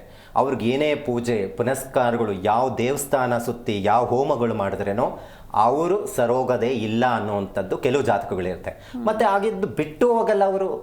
ಪ್ರಾರಬ್ಧದ್ದು ಏನಾಗುತ್ತೆ ಅಂದರೆ ಯಾವಾಗಲೂ ಕಿರಿಕಿರಿನೇ ಜಗಳ ಮಾಡ್ಕೊಂಡೇ ಇರ್ತಾರೆ. ಅವರು ಯಾವುದೇ ಕಾರಣಕ್ಕೂ ಇವತ್ತು ನಿಮ್ಮ ಮನೆಗಳಲ್ಲಿ ಯಾರಾದರೂ ಅಜ್ಜಿ ತಾತ ಇರ್ತಾರೆ ನೋಡ್ಕೊಳ್ಳಿ, ಯಾವಾಗ ನೋಡಿದ್ರೆ ಕಿತ್ತಾಡ್ತಾ ಇರ್ತಾರೆ. ಅಷ್ಟು ವರ್ಷ ಸಂಸಾರ ಮಾಡಿದ್ದಾರೆ, ಬಿಟ್ಟು ಹೋಗಲ್ಲ ಅವರು. ಆದರೆ ಆ ಥರ ಇರುತ್ತೆ. ಇನ್ನು ಕೆಲವು ಜಾತಕಗಳ ಕಾಂಬಿನೇಷನ್ಸ್ ಇರುತ್ತೆ. ನಾನು ಆಗಲೇ ಹೇಳಿದೆ ಕಳತ್ರ ದೋಷಗಳು ಅಂತ. ಆ ಥರ ಕಳತ್ರ ದೋಷ ಇರುವಂಥವ್ರಿಗೆ ಗ್ರಹ ಮೈತ್ರ ಕೂಟ ಸರಿ ಇಲ್ಲ ಅಂದರೆ ಕೇವಲ ವರ್ಷ ಅಲ್ಲ. ನಾನು ಮೊನ್ನೆ ಪ್ರೇಮ ವಿವಾಹದ ಬಗ್ಗೆ ಮಾತನಾಡ್ತಾ ಇದ್ವಿ. 8 ವರ್ಷ ಇಷ್ಟಪಟ್ಟಿದ್ದಾರೆ, ಮದುವೆ ಆಗಿ 3 ತಿಂಗಳಿಗೆ ಬಿಟ್ಟೇ ಇದ್ದಾರೆ, ವಿಚ್ಛೇದನೆ ತಗೊಂತಾ ಇದ್ದಾರೆ. ಕಾರಣ ಏನಪ್ಪಾ ಅಂದ್ರೆ ಅವ್ರ ಜಾತಕಗಳ ವಿಚ್ಛೇದನೆ ಜಾತಕ ಅಂತ ಹೇಳ್ತೀವಿ, ಅಂದ್ರೆ ಕಳತ್ರ ದೋಷಗಳು ಅಂತ. ಸೊ ಈ ತರ ಪ್ರಾಬ್ಲಮ್ ಬರಲಿಕ್ಕೆ ಪ್ರಮುಖವಾಗಿ ಈ ಜಾತಕಗಳ ಹೊಂದಾಣಿಕೆ ಸರಿ ಇಲ್ಲದ ಕಾರಣಕ್ಕೇ ಈ ರೀತಿ ಗಂಡ ಹೆಂಡತಿ ಜಗಳ ಬರಲಿಕ್ಕೆ ಸಾಧ್ಯ ಆಗುತ್ತೆ. ಖಂಡಿತ ಗುರುಜಿ, ಈ ಬಗ್ಗೆ ಇನ್ನಷ್ಟು ಮಾತಾಡೋಣ. ವೀಕ್ಷಕರೇ, ನೀವು ಕೂಡ ಗುರುಗಳ ಹತ್ರ ಮಾತಾಡಬಹುದು. ಟಿವಿ ಸ್ಕ್ರೀನ್ ಮೇಲೆ ಲಭ್ಯ ಇರುವಂಥ ನಂಬರ್ಸ್ಗೆ ಕರೆ ಮಾಡಿ ಗುರುಗಳ ಹತ್ರ ಮಾತನಾಡಿ. ಗುರುಜಿ, ಇನ್ನು ಈ ದಂಪತಿಗಳ ಹೊಂದಾಣಿಕೆಗೆ ಪರಿಹಾರ ಏನು ಅಂತ? ಈಗಾಗಲೇ 2-3 ಥರ ಕೆಲವೊಂದು ಪರಿಹಾರಗಳನ್ನು ಕೊಡುವಂಥದ್ದು ಇರುತ್ತೆ. ಅದರಲ್ಲಿ ಪ್ರಮುಖವಾಗಿರುವಂಥದ್ದು ಈ ಅಮಾವಾಸ್ಯೆ ಅಥವಾ ಹುಣ್ಣಿಮೆ ಸಂದರ್ಭದಲ್ಲಿ ಚಿಕ್ಕ ಪುಟ್ಟ ವಿಚಾರದಲ್ಲಿ ಹೆಚ್ಚು ಜಗಳ ಆಗ್ತಾ ಇದೆ ಅಂತ ಹೇಳಿದ್ರೆ ನೆಗೆಟಿವ್ ಎನರ್ಜಿ ಅಂದರೆ ಬ್ಲ್ಯಾಕ್ ಮ್ಯಾಜಿಕ್ ಏನಾದರೂ ಒಂದು ಕಾರಣ ಆಗುತ್ತೆ ಅಥವಾ ದೃಷ್ಟಿ ಬಿದ್ದಿರಬಹುದಾದಂಥದ್ದು ಇರುತ್ತೆ. ಸೊ ಇದಕ್ಕೆ ನಾವು ಈಗಾಗಲೇ ಪ್ರತಿಂಗ್ರಹ ಹೋಮ ಅಂತ ಮಾಡ್ತಾ ಇರ್ತೀವಿ. ಅಂದರೆ ಒಣಮೆಣಸಿನಕಾಯಿ, ಮೆಣಸು, ಬಿಳಿ ಸಾಸಿವೆ ಮತ್ತು ಅದ್ರ ಜೊತೆ ಕಾಳು ಮೆಣಸು ಇದನ್ನು ಏನು ಮಾಡ್ತೀವಿ, ಅವ್ರಿಗೆ ದೃಷ್ಟಿ ತೆಗೆದುಬಿಟ್ಟು ಅದರಲ್ಲಿ ಈ ಪ್ರತಿಂಗ್ರಿ ಹೋಮ, ಬೊಗಳಾಮುಖಿ ಹೋಮ, ಇದನ್ನು ಬೀಜಾಕ್ಷರ ಮಂತ್ರಗಳಿಂದ ಹೋಮವನ್ನು ಮಾಡುವಂಥದ್ದು ಇರುತ್ತೆ. ಇದೇನಾಗುತ್ತೆ, ನೆಗೆಟಿವ್ ಸಿಂಪ್ಟಮ್ಸು ಅವಾಯ್ಡ್ ಆಗುವಂಥದ್ದು ಇರುತ್ತೆ. ಇನ್ನು ಕೆಲವರು ಏನು ಮಾಡ್ತಾರೆ, ದೀರ್ಘಕಾಲದವರೆಗೂ ನೆಗೆಟಿವ್ ಎನರ್ಜಿ ಇರುತ್ತೆ. ಅಂದರೆ ಈಗ ಲವ್ ಮ್ಯಾರೇಜ್ ವಿಚಾರದಲ್ಲಿ ಮಾಡ್ಕೊಬಿಟ್ಟಿರ್ತಾರೆ, ಒಬ್ರಿಗೆ ಇಷ್ಟ ಇರೋದಿಲ್ಲ, ಏನಾದರೂ ಮಾಡಿಸ್ಬಿಟ್ಟು ಇರ್ತಾರೆ, ಹಿಂದೆ ಏನಾದರೂ ಬ್ಲ್ಯಾಕ್ ಮ್ಯಾಜಿಕ್ ಮಾಡಿರ್ತಾರೆ ಇವರಿಬ್ಬರು ದೂರ ಆಗಲಿ ಅಂತ. ಆದರೆ ಅಕಸ್ಮಾತ್ ದೈವ ಬಲದಿಂದ ಏನಾದರೂ ಆಯಿತು ಅಂದರೆ ಆ ನೆಗೆಟಿವ್ ಎನರ್ಜಿ ಏನು ಪ್ರಯೋಗ ಆಗಿರುತ್ತೆ, ಮದುವೆ ಆದಮೇಲೆ ಅದು ಡಿಸ್ಟರ್ಬೆನ್ಸ್ ಆಗುವಂಥದ್ದು ಇರುತ್ತೆ. ಅಥವಾ ಏನಾದರೂ ಅನೈತಿಕ ಸಂಬಂಧಗಳಿಂದ ಏನಾದರೂ ಬ್ಲ್ಯಾಕ್ ಮ್ಯಾಜಿಕ್ ಆಗಿದ್ರೇನೋ ಪದೇ ಪದೇ ಅಮಾವಾಸ್ಯೆ ಹುಣ್ಣಿಮೆ ಟೈಮಲ್ಲಿ ಜಗಳಗಳು ಆಗ್ತಾ ಇರುತ್ತೆ. ಸೊ ಇದಕ್ಕೆ ನೀವು ಮನೆಯಲ್ಲೇ ಮಾಡ್ಕೊಳ್ಳುವಂಥ ಪರಿಹಾರಗಳು ಏನು ಮಾಡ್ಕೋಬೋದು ಅಂದರೆ ಉಗ್ರಭೂತಾಳಿ, ನಾಗಭೂತಾಳಿ, ಜಟಾಮಾಸಿ ಮತ್ತು ಜಡಭೂತಾಳಿ ಅಂತ ಸಿಗುತ್ತೆ. ಇದನ್ನೇನು ಮಾಡ್ತೀರಾ, ಪುಡಿ ಮಾಡಿಬಿಡಿ. ನೀವು ಅಂಗಡಿಗಳಲ್ಲಿ ಸಿಗುತ್ತೆ ಕೆಲವು ಈ ಸಂಬ್ರಾಣಿ, ಈ ಮನೆಗೆ ಹಾಕುವಂಥ ಸಂಬ್ರಾಣಿ, ಅದ್ರ ಜೊತೆಗೆ ಇದು ಈ ನಾನು ಹೇಳುವ ಮೂಲಿಕೆಗಳು ಹಾಕಿ ಮನೆಯಲ್ಲಿ ಯಾವಾಗಲೂ ಧೂಪ ಹಾಕ್ತಾಯಿದ್ರೆ ಅಮಾವಾಸ್ಯೆ ಹುಣ್ಣಿಮೆ ಟೈಮಲ್ಲಿ ನೋಡಿ ಆಲ್ಮೋಸ್ಟ್ ನಿಮ್ಮ ಮೇಲೆ ಬಿದ್ದಂಥ ನೆಗೆಟಿವ್ ಎನರ್ಜಿ ದೂರ ಹೋಗುವಂಥದ್ದು ಇರುತ್ತೆ. ಮತ್ತು ಏನಾದರೂ ಕೆಲವು ಮನೆಗಳಲ್ಲಿ ಗಂಡ ಹೆಂಡತಿ ಜಗಳ ಹಾಕ್ಬಿಟ್ಟು ಯಾರಾದರೂ ಸೂಸೈಡ್ ಮಾಡ್ಕೊಂಡ್ಬಿಟ್ಟಿರ್ತಾರೆ. ಅಂಥ ಮನೆಗಳು ಏನು ಮಾಡ್ತಾರೆ, ಬಾಡಿಗೆ ಮನೆಯಲ್ಲಿ ಇರುವಂಥವ್ರು ಬಿಟ್ಟು ಬೇರೆ ಮನೆಗೆ ಹೋಗ್ಬಿಡ್ತಾರೆ. ಇನ್ಯಾರು ಬಾಡಿಗೆ ಬರಲೇಬೇಕಲ್ವ, ಗಂಡ ಹೆಂಡತಿ ಮದುವೆ ಆಗಿ ಆ ಮನೆಗೆ ಹೋದ್ರೇನೋ ಜಗಳಗಳು ಯಾವಾಗಲೂ. ಮನೆಯಿಂದ ಆಚೆ ಹೋದರೆ ಬೇರೆ ನಿಮ್ಮ ತಾಯಿ ಮನೆಗೋ ಅಥವಾ ಇನ್ಯಾರೋ ಮನೆಗೆ ಹೋದಾಗ ಇಬ್ಬರು ಏನಪ್ಪ ಇಷ್ಟು ಚೆನ್ನಾಗಿದ್ದಾರೆ ಗಂಡ ಹೆಂಡತಿ ಅಂತ ಅನ್ಕೋತಾರೆ. ಮನೆಗೆ ಬಂದರೂ ವಿಪರೀತ ಆಗ್ತಾ ಇರುತ್ತೆ, ಗಲಾಟೆ ಆಗ್ತಾ ಇರುತ್ತೆ. ಏನಾದರೂ ಪ್ರೇತ ಬಾಧೆ ಇದ್ರೇನು ಡಿಸ್ಟರ್ಬೆನ್ಸ್ ಆಗುತ್ತೆ, ಇಬ್ಬರನ್ನೂ ದೂರ ಆಗುವಂಥ ಪರಿಸ್ಥಿತಿ ಆಗಿಬಿಡುತ್ತೆ. ಇನ್ನು ಅವ್ರಿಗೆ ಮನಸ್ಸಿಗೆ ಏನಾಗುತ್ತೆ ಅಂದರೆ ಯಾಕಪ್ಪ ಮದುವೆ ಆದೆ, ನನ್ನ ಗಂಡ ಸರಿಯಾಗಿ ನೋಡ್ಕೊಳ್ಳಲ್ಲ, ವ್ಯಥೆ ಆಗಿಬಿಟ್ಟಿರುತ್ತೆ. ಸೂಸೈಡು, ನಾನು ಯಾವಾಗೂ ಆಲೋಚನೆಗಳು ಏನಂದರೆ ನಾನು ಸಾಯಬೇಕು, ನನಗೆ ಬೇಡ ಈ ಸಂಸಾರ, ಇದರಿಂದ ಈಚೆ ಬರೋಕ್ಕಾಗಲ್ಲ, ತಂದೆ ತಾಯಿಗೆ ಹೇಳಿದ್ರೆ ಅವ್ರು ಕೇಳೋ ಥರ ಇಲ್ಲ, ಎಷ್ಟು ಹೇಳಿದ್ರೆ ಅಡ್ಜಸ್ಟ್ ಮಾಡ್ಕೊ ಅಂತ ಇರ್ತಾರೆ. ಸೊ ಆದರೆ ಯಾರು ನನ್ನ ಮಾತು ಕೇಳಲ್ಲ ಅಂತೇಳಿ ಮಾನಸಿಕ ಖಿನ್ನತೆಗೆ ಹೋಗ್ಬಿಡ್ತಾರೆ. ಈ ಥರ ನಿಮ್ಗೆ ಆಗ್ತಾ ಇದೆ ಅಂದರೆ ನೆಗೆಟಿವ್ ಎನರ್ಜಿ ಕಾರಣ ಆಗುವಂಥದ್ದು ಇರುತ್ತೆ. ಸೊ ಈ ಅಮಾವಾಸ್ಯೆ ಹುಣ್ಣಿಮೆ ಸಂದರ್ಭದಲ್ಲಿ ಈ ಥರ ಇದ್ದಾಗ ಇದು ನಾನು ಹೇಳಿದ್ದು ಮಾಡಬಹುದು. ಇಲ್ಲ ನಿಮಗೆ ಅಯ್ಯೋ ಮದುವೆ ಆದಾಗಿಂದ ಈ ಗೋಲ್ಡ್ ತಪ್ಪಕ್ಕಾಗ್ತಾ ಇಲ್ಲ ಅಂತೇಳಿ ಬಿಡೋ ಪರಿಸ್ಥಿತಿ ಇದೆ ಅಂದರೆ ಒಂದ್ಸತಿ ಜಾತಕ ಪರಿಶೀಲನೆ ಮಾಡಿಸಿ. ನಿಮ್ಮ ಜಾತಕದಲ್ಲಿ ಏನಾದರೂ ಕಳತ್ರ ದೋಷ ಅಥವಾ ಇದು ಬಿಟ್ಟೋಗುತ್ತೆ ಅನ್ನೋಂಥದ್ದು ಇದ್ದರೆ ಮಾತ್ರ ಮುಂದಕ್ಕೆ ಹೋಗಿ. ಯಾಕಂದರೆ ಇವತ್ತು ಎಷ್ಟೋ ನೋಡಿದ್ದೀವಿ ನಾವು, ಅದು ವಿಚ್ಛೇದನೆವರೆಗೂ ಕೋರ್ಟ್ವರೆಗೂ ಹೋಗಿ ತಿರ್ಗಾ ಸರ್ ಮಾಡ್ಕೊಂಡಿರೋವಂಥದ್ದಿದೆ. ಅಷ್ಟರಲ್ಲಿ ಏನಾಗುತ್ತೆ ಹೇಳಿ, ಎಲ್ಲ ಮರ್ಯಾದೆ ಹಾಳು ಮಾಡ್ಕೊಂಬಿಟ್ಟಿರ್ತೀರ ನೀವೇ. ಪೊಲೀಸ್ ಸ್ಟೇಷನ್ಗೆ ಹೋಗ್ತೀರಾ, ನನ್ನ ಗಂಡ ಬೈದ ಹೊಡೆದ, ನಮ್ಮ ಅತ್ತೆಯಿಂದ ಈ ಥರ ನಾದ್ನಿ ಹಿಂಗಾಯಿತು, ಅಲ್ಲಿ ಏನಾಗುತ್ತೆ ನಿಮ್ಮ ಮರ್ಯಾದೆ ನೀವೇ ಹಾಳು ಮಾಡ್ಕೊಂಬಿಟ್ಟಿರ್ತಾರೆ. ಯಾಕಂತ ಹೇಳಿದ್ರೆ ಆ ಕ್ಷಣ ಬಿಸಿ ರಕ್ತ ಹೇಳ್ತಾರಲ್ಲ ಈ ಹಿರಿಯರು, ನೋಡಪ್ಪ ಈ ಚಿಕ್ಕ ವಯಸ್ಸಿಗೆ ಒಂದು ಬಿಸಿ ರಕ್ತ ಅಂತ, ಹಂಗೇನಾಗುತ್ತೆ ಮೂಗು ಮೇಲೇನೆ ಕೋಪ ಇರುತ್ತೆ, ಅಹಂ ಜಾಸ್ತಿ ಇರುತ್ತೆ, ನಾನು ಅನ್ನುವಂಥದ್ದು ಇರುತ್ತೆ. ಅವಾಗ ಏನಾಗುತ್ತೆ, ಚಿಕ್ಕ ವಿಚಾರನೂ ದೊಡ್ಡ ಗಲಾಟೆಗಳಾಗುವಂಥದ್ದು ಇರುತ್ತೆ. ಇವತ್ತು ಅಡ್ಜಸ್ಟ್ ಮಾಡ್ಕೊಂಡು ಹೋಗೋದಕ್ಕೆ ಬಹಳ ಕಷ್ಟ ಆಗಿದೆ, ಯಾಕಂದರೆ ಅವ್ರದ್ದೇ ಆದಂಥದ್ದು ಗುಣ, ಅವು ಬೆಳೆದಿರೋ ವಾತಾವರಣ ಇರಬಹುದು. ಆದರೆ ಏನಾದರೂ ಕೂತು ಸರ್ವ್ ಮಾಡ್ಕೊಳ್ಳೋವಂಥದ್ದು ಏನಾದರೂ ಇದೆಯಾ ಅಂತ ಮಾಡ್ಕೋಬಹುದು. ಈ ಥರ ಡಿಸ್ಟರ್ಬೆನ್ಸ್ ಬರೋದಕ್ಕೆ ಜಾತಕಗಳ ಪರಿಶೀಲನೆ ಇಲ್ಲಿ ತೊಂದರೆ ಇರುತ್ತೆ. ನಾವು ಮಾಡಿಕೊಡುವಂಥದ್ದು ಈಗಾಗಲೇ ಅರ್ಧನಾರೀಶ್ವರ ಯಂತ್ರ ಅಂತ ಮಾಡಿಕೊಡ್ತಾ ಇದ್ದೀವಿ. ಅಂದರೆ ಅರ್ಧನಾರೀಶ್ವರ ಯಂತ್ರ ಅಂದರೆ ನಾವು ಜಾತಕ ನೋಡೇ ನಾವು ಕೊಡುವಂಥದ್ದು. ಜನರಲಾಗಿ ಎಲ್ಲ ನಮ್ಮ ಹತ್ರ ಸಿಗುತ್ತೆ ಯಂತ್ರ ಅಂತ ಯಾವುದೂ ಕಾರಣ ಕೊಡಲ್ಲ. ಯಾಕಂದರೆ ಇವತ್ತು 20 ವರ್ಷದಿಂದ ನಾವು ಕೆಲವೊಂದು ಪರಿಹಾರಗಳು ಕೊಡ್ತಾ ಇದ್ದೀವಿ. ಪರವಾಗಿಲ್ಲಪ್ಪ, ಏನೋ ಗುರುಗಳ ಹತ್ರ ಹೋದ್ವಿ, ಕಿತ್ತಾಡ್ತಾ ಇದ್ವಿ, ಅವ್ರು ಏನೋ ಮಾಡಿಕೊಟ್ಬಿಟ್ರು, ಹೋಮ ಮಾಡಿಕೊಟ್ಬಿಟ್ರು, ನಾಳೆನೇ ಸರೋಯ್ತು, ಆ ಥರ ಆಗೋದೇ ಇಲ್ಲ. ಕರ್ಮಗಳು ಏನಿರುತ್ತೆ ಆಗುತ್ತೆ. ಈಗ ಇವತ್ತೇನೋ ದೊಡ್ಡ ಮಟ್ಟಿಗೆ ಜಗಳ ಆಗ್ತಾ ಇದೆ, ಪರವಾಗಿಲ್ಲಪ್ಪ ಅಂತಂತವಾಗಿ ಸ್ವಲ್ಪ ಸ್ವಾಮಿಗಳೇನೋ ಮಾಡಿದ್ರು, ಒಳ್ಳೇದಾಯಿತು ಅನ್ನೋವಂಥದ್ದು ಖಂಡಿತ ಇದ್ದೇ ಇರುತ್ತೆ.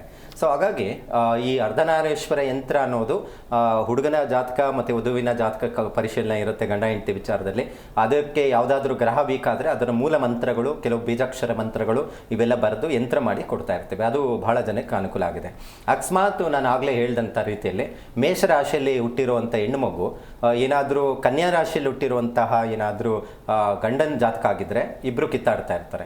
ಅಥವಾ ಕನ್ಯಾ ರಾಶಿಯಲ್ಲಿ ಹುಟ್ಟಿರುವಂಥ ಗಂಡನ ಜಾತಕ ವೃಶ್ಚಿಕ ರಾಶಿಯಲ್ಲಿ ಹುಟ್ಟಿರುವ ಹೆಣ್ಣು ಮಗು ಆಗಿದ್ರೇನೂ ಕಿತ್ತಾಡ್ತಾ ಇರ್ತಾರೆ. ಅದಕ್ಕೆ ನಾವೇನು ಮಾಡಬೇಕು? ಮೇಷರಾಶಿ ಅಧಿಪತಿ ಯಾರು? ಕುಜ.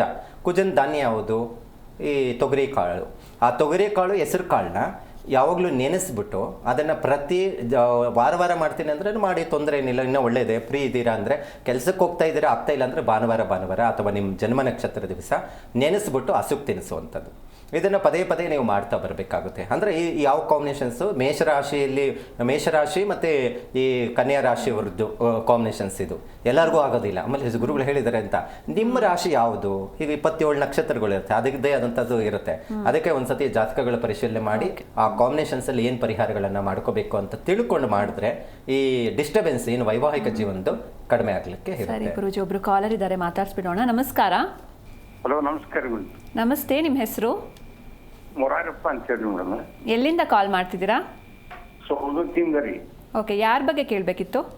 ಮಗಳ ಬಗ್ಗೆ ಕೇಳಬೇಕ್ರಿ. ಅವ್ರ ಡೇಟ್ ಆಫ್ ಬರ್ತ್ ಹೇಳಿ ಸರ್. ಅವ್ನು 13/6. 13/6. ಸರಿ ಮೇಡಮ್. 7/6. 7/6. 1996.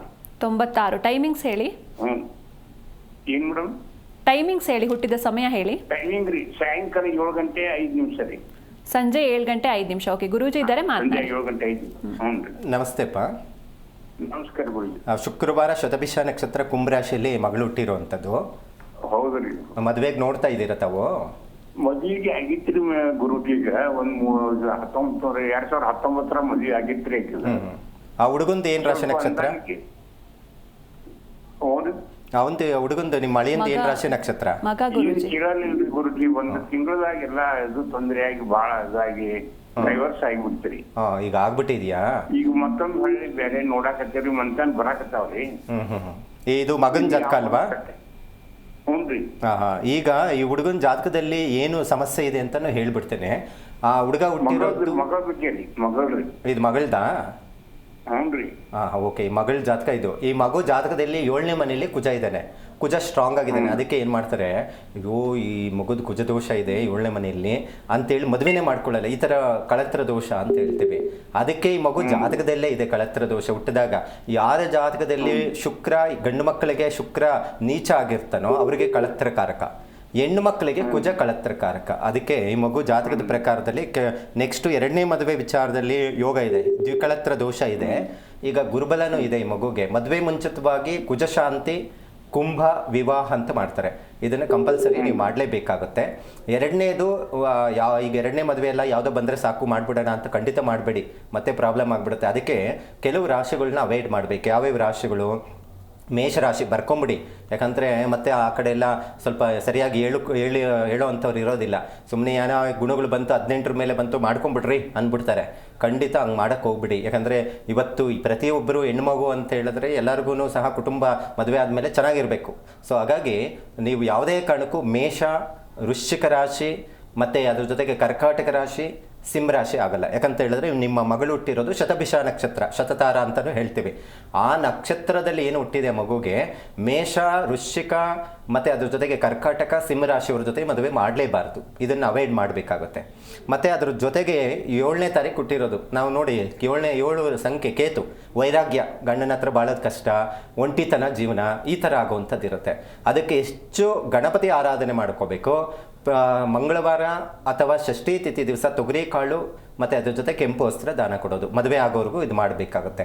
ಸೊ ಹಾಗಾಗಿ ಮದುವೆ ಮುಂಚಿತವಾಗಿ ಒಂದು ಕುಂಭ ವಿವಾಹ, ಕುಜಶಾಂತಿ ಮಾಡಿಸ್ಬೇಕು. ಇಷ್ಟು ಮಾಡಿ ಒಳ್ಳೆಯದಾಗುತ್ತೆ. ಓಕೆ, ಧನ್ಯವಾದ ಸರ್ ಕರೆ ಮಾಡಿದ್ದಕ್ಕೆ. ಗುರೂಜಿ, ಇನ್ನು ಈ ಪ್ರೇಮ ವಿವಾಹ ಆಗಿರ್ತಾರೆ, ಅವರಿಗೆ ಜಾತಕ ಹೊಂದಾಣಿಕೆ ಆಗಿರೋದಿಲ್ಲ, ಅಂಥವರು ಯಾವೆಲ್ಲ ವಿಧಿವಿಧಾನಗಳನ್ನು ಫಾಲೋ ಮಾಡಬೇಕು ಅಂತ? ಈಗಾಗಲೇ ಪ್ರೇಮ ವಿವಾಹ ಆಗಿದೆ, ವೈವಾಹಿಕ ಜೀವನದಲ್ಲಿ ಡಿಸ್ಟರ್ಬೆನ್ಸ್ ಆಗ್ತಾ ಇದೆ ಅಂತ ಹೇಳಿದ್ರೆ ಒಂದು ಕಾನ್ಸೆಪ್ಟ್ ತಗೊಳ್ಳಿ. 2 ಕಾರಣ ಇರುತ್ತೆ. ಜಾತಕಗಳ ಹೊಂದಾಣಿಕೆ ಒಂದು ಪ್ರಾಬ್ಲಮ್ ಇರಬಹುದು, ಅಥವಾ ನೀವು ಮದುವೆ ಮಾಡ್ಕೊಂಡಿರೋ ಸಮಯ ಸರಿ ಇರೋದಿಲ್ಲ. ಯಾಕಂದರೆ ಈಗ ಅಪ್ಪ ಅಮ್ಮ ಒಪ್ಕೊಳ್ಳಲ್ಲ, ಎಲ್ಲೋ ಒಂದು ದೇವಸ್ಥಾನದಲ್ಲೋ ಯಾವುದೋ ಒಂದು ಗಳಿಗೆಯಲ್ಲೋ ಎಲ್ಲೋ ಒಂದು ಜಾಗದಲ್ಲಿ ಮದುವೆ ಆಗ್ಬಿಟ್ರೆ ಅಂದ್ಕೊಳ್ಳಿ, ಅವಾಗ ಏನಾಗುತ್ತೆ, ಮದುವೆ ಮುಹೂರ್ತನೂ ಸರಿ ಇರೋದಿಲ್ಲ. ಸೊ ಅಂಥ ಸಂದರ್ಭದಲ್ಲಿ ಇವೆರಡರಲ್ಲಿ ಏನೋ ಒಂದು ಪ್ರಾಬ್ಲಮ್ ಆಗಿರುತ್ತೆ. ಜಾತಕಗಳು ಹೊಂದಾಣಿಕೆ ಇಲ್ಲ ಅಂದಾಗೂ ಡಿಸ್ಟರ್ಬೆನ್ಸ್ ಆಗ್ತಾ ಇರುತ್ತೆ. ನಾನು ಕೊಟ್ಟಿರುವಂಥ ಪರಿಹಾರದಲ್ಲಿ ಹೆಚ್ಚು ಉತ್ತಮವಾದಂಥ ಒಂದು ಫಲ ಕೊಟ್ಟಿರೋದಂತ ಹೇಳಿದ್ರೆ ಲಕ್ಷ್ಮೀ ನರಸಿಂಹನ ಆರಾಧನೆ. ಯಾರು ವೈವಾಹಿಕ ಜೀವನದಲ್ಲಿ ಪ್ರತಿನಿತ್ಯ ಜಗಳ ಆಡ್ತಾ ಇದ್ದೀರಾ, ಅದೇನೇ ದೋಷ ಇರಲಿ, ತಲೆ ಕೆಡಿಸ್ಕೊಳಕ್ಕೆ ಹೋಗ್ಬೇಡಿ. ಯಾಕಂದರೆ ಈ ವಿಚಾರಗಳು ಯಾರೂ ಹೇಳಲ್ಲ. ಬನ್ನಿ, ಹೌದಾ ಗಂಡ ಹೆಂಡತಿ ಜಗಳ ಆಡ್ತಾ ಇದ್ದಾರೆ, ಬನ್ನಿ ನಾನು ಒಂದು ಪೂಜೆ ಮಾಡ್ತೀನಿ, ಹೋಮ ಮಾಡ್ತೀನಿ, ಏನೋ ಒಂದು ಯಂತ್ರ ಕೊಡ್ತೀನಿ ಅಂತಾರೆ. ಅಗತ್ಯ ಇದ್ದರೆ ನಾನು ಕೊಡ್ತೀನಿ ಯಂತ್ರ ಪೂಜೆ ಎಲ್ಲ, ಆದರೆ ಅಗತ್ಯ ಇದೆಯಾ? ಸುಮ್ಮನೆ ವೇಸ್ಟ್ ಖರ್ಚು ಮಾಡಬೇಡಿ. ಸಾಲ ಮಾಡಿ ಏನೋ ಒಳ್ಳೇದಾಗ್ಬಿಡುತ್ತೆ, ಓ ಗುರುಗಳು ಹೇಳ್ಬಿಟ್ಟವ್ರೆ, ಏನೋ ಗಂಡ ಹೆಂಡತಿ ನನ್ನ ಮಗಳು ಚೆನ್ನಾಗಿದ್ದರೆ ಜೀವನ ಸಾಕು ಅನ್ನೋವಂಥ ಮನಸ್ಥಿತಿ ಇರ್ತೀರ. ಹೋಗಿ ಏನೇನೋ ಪೂಜೆ ಮಾಡಿ ಏನೇನೋ ಮಾಡ್ಕೊಳಕ್ಕೆ ಹೋಗ್ಬಿಡಿ. ಅಗತ್ಯ ಇದ್ದರೆ ಮಾತ್ರ ಮಾಡಿ. ಸಿಂಪಲ್ ಪರಿಹಾರ ಮಾಡಿ ನೋಡಿ. ನೀವೊಂದು 1 ತಿಂಗಳು 2 ತಿಂಗಳು ಅಥವಾ ಒಂದು 5 ತಿಂಗಳು ಮಾಡಿ. ನಾನು ಹೇಳಿದ್ದು ಏನಾದರೂ ಚೇಂಜಸ್ ಆಗ್ತು ಅಂದರೆ ಖುಷಿಪಡಿ, ಯಾಕಂದರೆ ಹಾಗೇ ಆಗುತ್ತೆ. ಪ್ರತಿ ಮಂಗಳವಾರ ಮಾಡ್ತೀರೋ ಮಾಡಿ. ಇಲ್ಲ ಸ್ವಾತಿ ನಕ್ಷತ್ರ ಅಂತ ಬರುತ್ತೆ, ಆ ಸ್ವಾತಿ ನಕ್ಷತ್ರ ದಿವಸ ನಿಮ್ಮ ಮನೆ ಹತ್ರನೇ ಯಾವುದೇ ದೇವಸ್ಥಾನ, ಲಕ್ಷ್ಮೀ ನರಸಿಂಹ ದೇವಸ್ಥಾನ ಇರಬೇಕು. ಯಾವುದೇ ಉಗ್ರ ಸ್ವರೂಪವಾದಂಥ ಜಗಳಗಳು, ವ್ಯಾಜ್ಯಗಳು ಜಾಸ್ತಿ ಆಗ್ತಾ ಇದೆ ಅಂದ್ರೇನೋ, ಅತ್ತೇನೋ ಕಿರಿಕಿರಿ, ನಾದ್ನಿಯಿಂದ ಕಿರುಕುಳ, ಇವೆಲ್ಲವೂ ನಿಮಗೆ ಮಾನಸಿಕ ಖಿನ್ನತೆಗೆ ಹೋಗ್ತಾ ಇದ್ದೀರಾ ಅಂತ ಹೇಳಿದ್ರೆ ನೀವು ಹೋಗಿ ಲಕ್ಷ್ಮೀ ನರಸಿಂಹ ದೇವಸ್ಥಾನದಲ್ಲಿ ಒಂದು ನಿಂಬೆಹಣ್ಣು ದೀಪನೋ ಒಂದು 5 ನಿಮಿಷ ಬೆಲ್ಲದ ದೀಪ ಹಚ್ಚುತ್ತೀರೋ, ತುಪ್ಪದ ದೀಪ ಹಚ್ಚುತ್ತೀರೋ, ನಿಮಗೆ ವೈಯಕ್ತಿಕವಾದಂಥ ಸಂಬಂಧಪಟ್ಟಂಥದ್ದು ಹೋಗಿ ಒಂದು 5 ನಿಮಿಷ ಕುತ್ಕೊಳ್ಳಿ, ಪ್ರಾರ್ಥನೆ ಮಾಡ್ಕೊಳ್ಳಿ, ತುಳಸಿ ಅರ್ಚನೆ ಮಾಡಿಸಿ. ಇದರಿಂದ ಏನಾಗುತ್ತೆ, ಆ ವಾರ ಪೂರ್ತಿ ಮಂಗಳವಾರ ಹೋದರೆ ಅಥವಾ ಸ್ವಾತಿ ನಕ್ಷತ್ರ ಹೋದರೆ ತಿಂಗಳ ಪೂರ್ತಿ ನೆಮ್ಮದಿ ಸಿಗುತ್ತೆ ನಿಮ್ಮ ಜೀವನದಲ್ಲಿ. ಇದು ಬಹಳ ಮುಖ್ಯವಾಗಿ ಫಲಗಳು ಕೊಡುವಂಥದ್ದು ಇರುತ್ತೆ. ಇನ್ನು ಏನಾದರೂ ಕೋರ್ಟ್ವರೆಗೂ ಹೋಗಿದೆ, ಕೋರ್ಟ್ಗೆ ಹತ್ತುತ್ತಾ ಇದ್ದೀರಾ, ಈಗ ಪೊಲೀಸ್ ಸ್ಟೇಷನ್ವರೆಗೂ ಕಿರಿಕಿರಿ ಆಗಿದೆ, ಯಾವಾಗ ನೋಡಿದ್ರೆ ಸಮಸ್ಯೆ ಇದೆ, ಯಾವ ದೇವಸ್ಥಾನ ಸುತ್ತಿದ್ರೇನೂ ಆಗ್ತಾ ಇಲ್ಲ ಅಂದರೆ ಅರ್ಧನಾರೀಶ್ವರ ಯಂತ್ರ ಕೆಲಸ ಮಾಡುತ್ತೆ. ಇವತ್ತು ಮನ್ಮನೆ ಒಂದು ಕೇಸಸ್ದು 3 ವರ್ಷದಿಂದ ಕಿತ್ತಾಡ್ತಾ ಇರೋದು, ಒಂದು ಸ್ವಲ್ಪ ಪರವಾಗಿಲ್ಲ ಸ್ವಾಮಿ, ಜಾಸ್ತಿ ಜಗಳ ಆಡ್ತಾ ಇದ್ವಿ, ಗಂಡನು ಅಗ್ರೆಸಿವ್ ಆಗಿದ್ದು, ಆ ಆಫೀಸಿಂದ ಬಂದ ತಕ್ಷಣ ಜಗಳ ಹೊಡೆಯೋವರೆಗೂ ಹೋಗ್ಬಿಡ್ತಾ ಇದ್ರು, ಯಾವಾಗ ನೋಡಿದ್ರೆ ಅದು ಸರಿ ಮಾಡಿಲ್ಲ, ಅಡುಗೆ ಮಾಡಿಲ್ಲ ಸರಿಯಾಗಿ, ಹಾಗೆ ಹೇಗೆ ಅಂತ ಹೊಡಿತಾ ಇದ್ರು. ಇವಾಗೆಲ್ಲ ಒಂದು ಶಾಂತಿ ಆಗಿದ್ದಾರೆ, ನೆಮ್ಮದಿಯಿಂದ ನೋಡ್ಕೊತಾ ಇದ್ದಾರೆ ಅಂತ ಹೇಳ್ತಾ ಇದ್ದಾರೆ. ಯಾಕಂದ್ರೆ ಅದು ಒಂದು ಪಾಸಿಟಿವ್ ವೈಬ್ರೇಷನ್ ಯಂತ್ರ ಅಂತ ಹೇಳ್ತೀವಿ. ಸೊ ಅದನ್ನು ಇಟ್ಟು ಪೂಜೆ ಮಾಡೋದ್ರಿಂದ ಪರಿಹಾರ ಸಿಗಲಿಕ್ಕೆ ಸಾಧ್ಯ ಆಗುತ್ತಮ್ಮ. ಖಂಡಿತ ಗುರುಜಿ. ಒಬ್ರು ಕಾಲರ್ ಇದ್ದಾರೆ, ದಾಸರಳ್ಳಿಯಿಂದ ಕುಮಾರ್ ಅಂತ, ಮಾತಾಡ್ಸೋಣ. ನಮಸ್ಕಾರ. ನಮಸ್ಕಾರ ಮೇಡಮ್. ಯಾರ ಬಗ್ಗೆ ಕೇಳಬೇಕಿತ್ತು ಮೇಡಮ್? ನನ್ನ ಮಗಳು, ಅವ್ರ ಡೇಟ್ ಆಫ್ ಬರ್ತ್ ಹೇಳಿ ಸರ್. 8/8/2013 ರಾತ್ರಿ 9:30. 8/8/2013 ರಾತ್ರಿ 9:30. ಗುರೂಜಿ ಇದ್ದಾರೆ, ಮಾತನಾಡಿ ಸರ್. ನಮಸ್ತೆ ಅಪ್ಪ. ಗುರುಜಿ ನಮಸ್ಕಾರ. 2000ನೇ ಇಸ್ವಿಯಲ್ಲಿ ಹುಟ್ಟಿರೋದು? 2013. ಹಾಂ ಹಾಂ. ಏನು ಓದ್ತಾ ಇದ್ದಾಳೆ ಮಗಳು? 7ನೇ ಕ್ಲಾಸು ಗುರುಜಿ. ಹಾಂ ಹಾಂ, ಒಳ್ಳೇದಾಗಲಿ, ಚೆನ್ನಾಗಿ ಓದ್ತಾಳೆ. ಏನು ಮಗಳಿಗೆ ಏನು ಮೆಡಿಕಲ್ ಕೊಡಿಸ್ಬೇಕಂತಿದ್ದೀರಾ? ಯಾವ್ದು ಇದ್ ಮಾಡ್ಕೊಳ್ತಾರೋ ಅದನ್ನ ನಾವು ಇದ್ ಮಾಡ್ತೀವಿ, ಅದೇನ್ ತೊಂದ್ರೆ ಇಲ್ಲ. ಮಗು ಜಾತಕ ಚೆನ್ನಾಗಿದೆ, IAS ಅಥವಾ ಒಳ್ಳೆ ಅಧಿಕಾರಿ ಆಗುವಂಥ ಯೋಗ ಇದೆ ಮಗಳ ಜಾತಕದಲ್ಲಿ. ಪ್ರಸ್ತುತ ಆರೋಗ್ಯ ಸ್ವಲ್ಪ ನೋಡ್ಕೊಳ್ಳಿ ಮಗುದು. ಒಳ್ಳೆ ವಿದ್ಯಾವಂತನೇ ಆಗ್ತಾ ಇದೆ. ಸ್ವಲ್ಪ ಗಣಪತಿ ಆರಾಧನೆ ಮಾಡಿದಷ್ಟು ಈ ಮಗುಗೆ ಒಳ್ಳೆ ವಿದ್ಯಾವಂತಿ ಆಗ್ತಾಳೆ, ಅಭಿವೃದ್ಧಿ ಚೆನ್ನಾಗಿರುವಂಥದ್ದು ಇದೆ. ಏನೇ ದೊಡ್ಡದಾದಂಥ ಕಂಟಕಗಳು ಅಥವಾ ಏನೋ ದೋಷ ಇದೆ ಅನ್ನೋವಂಥದ್ದು ಏನೋ ತಲೆ ಕೆಡಿಸ್ಕೊಳ್ಳುವಂಥದ್ದು ಏನಿಲ್ಲ.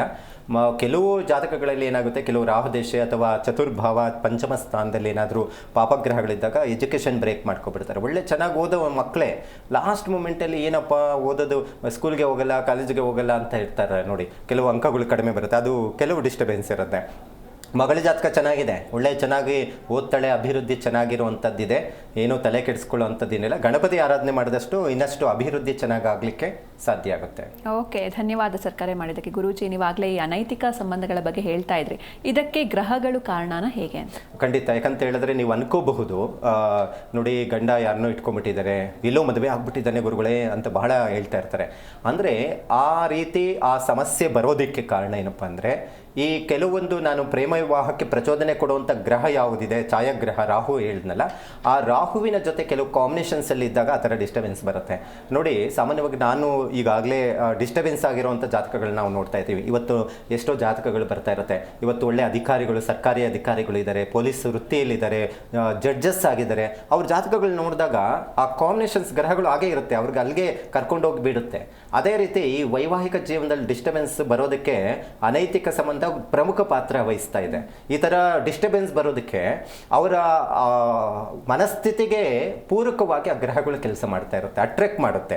ಅಂದರೆ ಯಾರ ಜಾತಕದಲ್ಲಿ ಕಳತ್ರ ಸ್ಥಾನದಲ್ಲಿ ಅಂದರೆ 7ನೇ ಮನೆಯಲ್ಲಿ ಚಂದ್ರ ರಾಹು ಈ 2 ಗ್ರಹಗಳು ಇತ್ತು ಅಂದರೆ ಅವ್ರನ್ನ ಅಟ್ರಾಕ್ಟ್ ಮಾಡುತ್ತೆ. ಅದೊಂದೇ ಕಾರಣ ಅಲ್ಲ, ಅವರು ಈ ಥರ ಚಂದ್ರ ಮತ್ತು ರಾಹು ಇದ್ದು ಅವ್ರಿಗೇನಾದರೂ ರಾಹು ನಂಬರ್ 4ನೇ ತಾರೀಕು ಹುಟ್ಟಿದ್ರೆ ಅಂಥವ್ರಿಗೆ ರಾಹು ದೇಶ ನಡೀತಾ ಇದ್ದರೆ ಹೆಂಡತಿ ಇದ್ದರೂ ಅವ್ರಿಗೆ ಬೇರೆ ಕಡೆ ಗಮನ ಬರ್ತಾ ಇರುತ್ತೆ. ಇದು ಅವರ ಮನಸ್ಥಿತಿಯನ್ನು ಎಳಿತಾ ಇರುತ್ತೆ. ಇನ್ನೊಂದು ಕಾಂಬಿನೇಷನ್ಸ್ ಇದೆ. 7ನೇ ಮನೆಯಲ್ಲಿ ಏನಾದರೂ ಈ ಶುಕ್ರ ಮತ್ತು ರಾಹು ಸಂಯೋಗ ಇದ್ದು ಏನಾದರೂ 6ನೇ ತಾರೀಕು ಅಥವಾ 15ನೇ ತಾರೀಕು ಹುಟ್ಟಿರೋಂಥವ್ರಿಗೆ ರಾಹು ದೇಶ ಶುಕ್ರ ಭುಕ್ತಿ ನಡೀತಾ ಇದ್ದಾಗೂ ಆ ಥರ ಪ್ರಾಬ್ಲಮ್ ಆಗುತ್ತೆ. ಎಷ್ಟು ದಿನ ಚೆನ್ನಾಗಿದ್ರು ನನ್ನ ಗಂಡ, ಈ ನಡುವೆ ಯಾಕೋ ಬೇರೆಯವ್ರ ಹತ್ರ ಜಾಸ್ತಿ ಫೋನ್ ಮಾತಾಡ್ತಾ ಇರ್ತಾರೆ, ಎಲ್ಲಿ ನೋಡಿದ್ರೆ ರಾತ್ರಿ ಬರೋದು 11 ಗಂಟೆ 12 ಗಂಟೆ ಆಗುತ್ತೆ, ಏನೋ ಗೊತ್ತಾಗ್ತಾ ಇಲ್ಲ ಗುರುಗಳೇ ಅಂತಾರೆ. ಅಂದರೆ ಆ ಥರ ಗಮನ ಬಂದು ಆ ಕಡೆ ಗಮನ ಬರ್ತಾ ಇದೆ ಅಂತ ಹೇಳಿದ್ರೆ ಆ ಗ್ರಹ ಆ ಕಾಂಬಿನೇಷನ್ಸಲ್ಲಿ ಕೆಲಸ ಮಾಡ್ತಾ ಇದೆ. ಸೊ ಅದಕ್ಕೆ ನಾವು ಹೇಳೋದು, ನೋಡಿ ಈ ಥರ ಡಿಸ್ಟರ್ಬೆನ್ಸ್ ಬಂದಾಗ ನಾವು ಯಾವ ದಶ ಯಾವ್ದು ಭುಕ್ತಿ ನಡೀತಾ ಇದೆ ಅದಕ್ಕೆ ಸಂಬಂಧಪಟ್ಟಂಥದ್ದು ವೈರಾಗ್ಯವನ್ನು, ದೇವತಾ ಪೂಜೆ ಪುನಸ್ಕಾರಗಳನ್ನು ಮಾಡಿದಾಗ ವೈವಾಹಿಕ ಜೀವನದಲ್ಲಿ ಬರೋ ಸಮಸ್ಯೆಗಳನ್ನು ಕಡಿಮೆ ಮಾಡ್ಕೊಳ್ಳೋದಕ್ಕೆ ಸಾಧ್ಯ ಆಗುತ್ತೆ. ಈ ಥರ ಎಷ್ಟೋ ಸಿಕ್ಕಾಕೊಂಡು ತೊಂದರೆ ಅನುಭವಿಸ್ತಾ ಇರುವಂಥದ್ದು ನಾವು ನೋಡ್ತಾ ಇದ್ದೀವಿ. ಹಾಗಾಗಿ ಇದು ಯಾವುದು ಸರಿ ಯಾವುದು ತಪ್ಪು ಅನ್ನೋದು ಹೇಳೋದಕ್ಕಿಂತ ಕುಟುಂಬದಲ್ಲಿ ನೆಮ್ಮದಿ ಇರೋದಕ್ಕೆ ಏನು ಮಾಡ್ಕೋಬೇಕು. ಈಗ ಗಂಡನ ತಪ್ಪು ಎಲ್ಲ ಬೇರೆ ಕಡೆ ಇಟ್ಕೊಂಡಿದ್ದಾನೆ ಅಥವಾ ಹೆಂಡತಿ ಎಲ್ಲೋ ಬೇರೆ ಕಡೆ ಗಮನ ಇದೆ ಅಂತ ಹೇಳಲಿಕ್ಕೆ ಆಗೋದಿಲ್ಲ, ಅವರವರ ವೈಯಕ್ತಿಕ. ಆದರೆ ಇವರಿಬ್ಬರು ಚೆನ್ನಾಗಿರ್ಬೇಕಲ್ಲ, ಇಬ್ಬರು ಗಂಡ ಹೆಂಡತಿ ಚೆನ್ನಾಗಿರಬೇಕು, ಸಂಸಾರ ಮಾಡಬೇಕು, ಮಕ್ಕಳಿರ್ತಾರೆ, ಮಕ್ಕಳನ್ನ ನೋಡಿ ಅವರ ಏಳಿಗೆ ಏನು ನೋಡಬೇಕು. ಇದನ್ನು ಬಿಟ್ಟು ಬೇರೆ ಎಲ್ಲೋ ಗಮನ ಇಟ್ಕೊಂಡು ಇಬ್ಬರು ಕಿತ್ತಾಡ್ಕೊಂಡು ಹೋದಾಗ ಮಕ್ಕಳು ಏನಾಗ್ತಾರೆ, ಅವರು ಅದೇ ಬುದ್ಧಿ ಕಲಿತಾರೆ.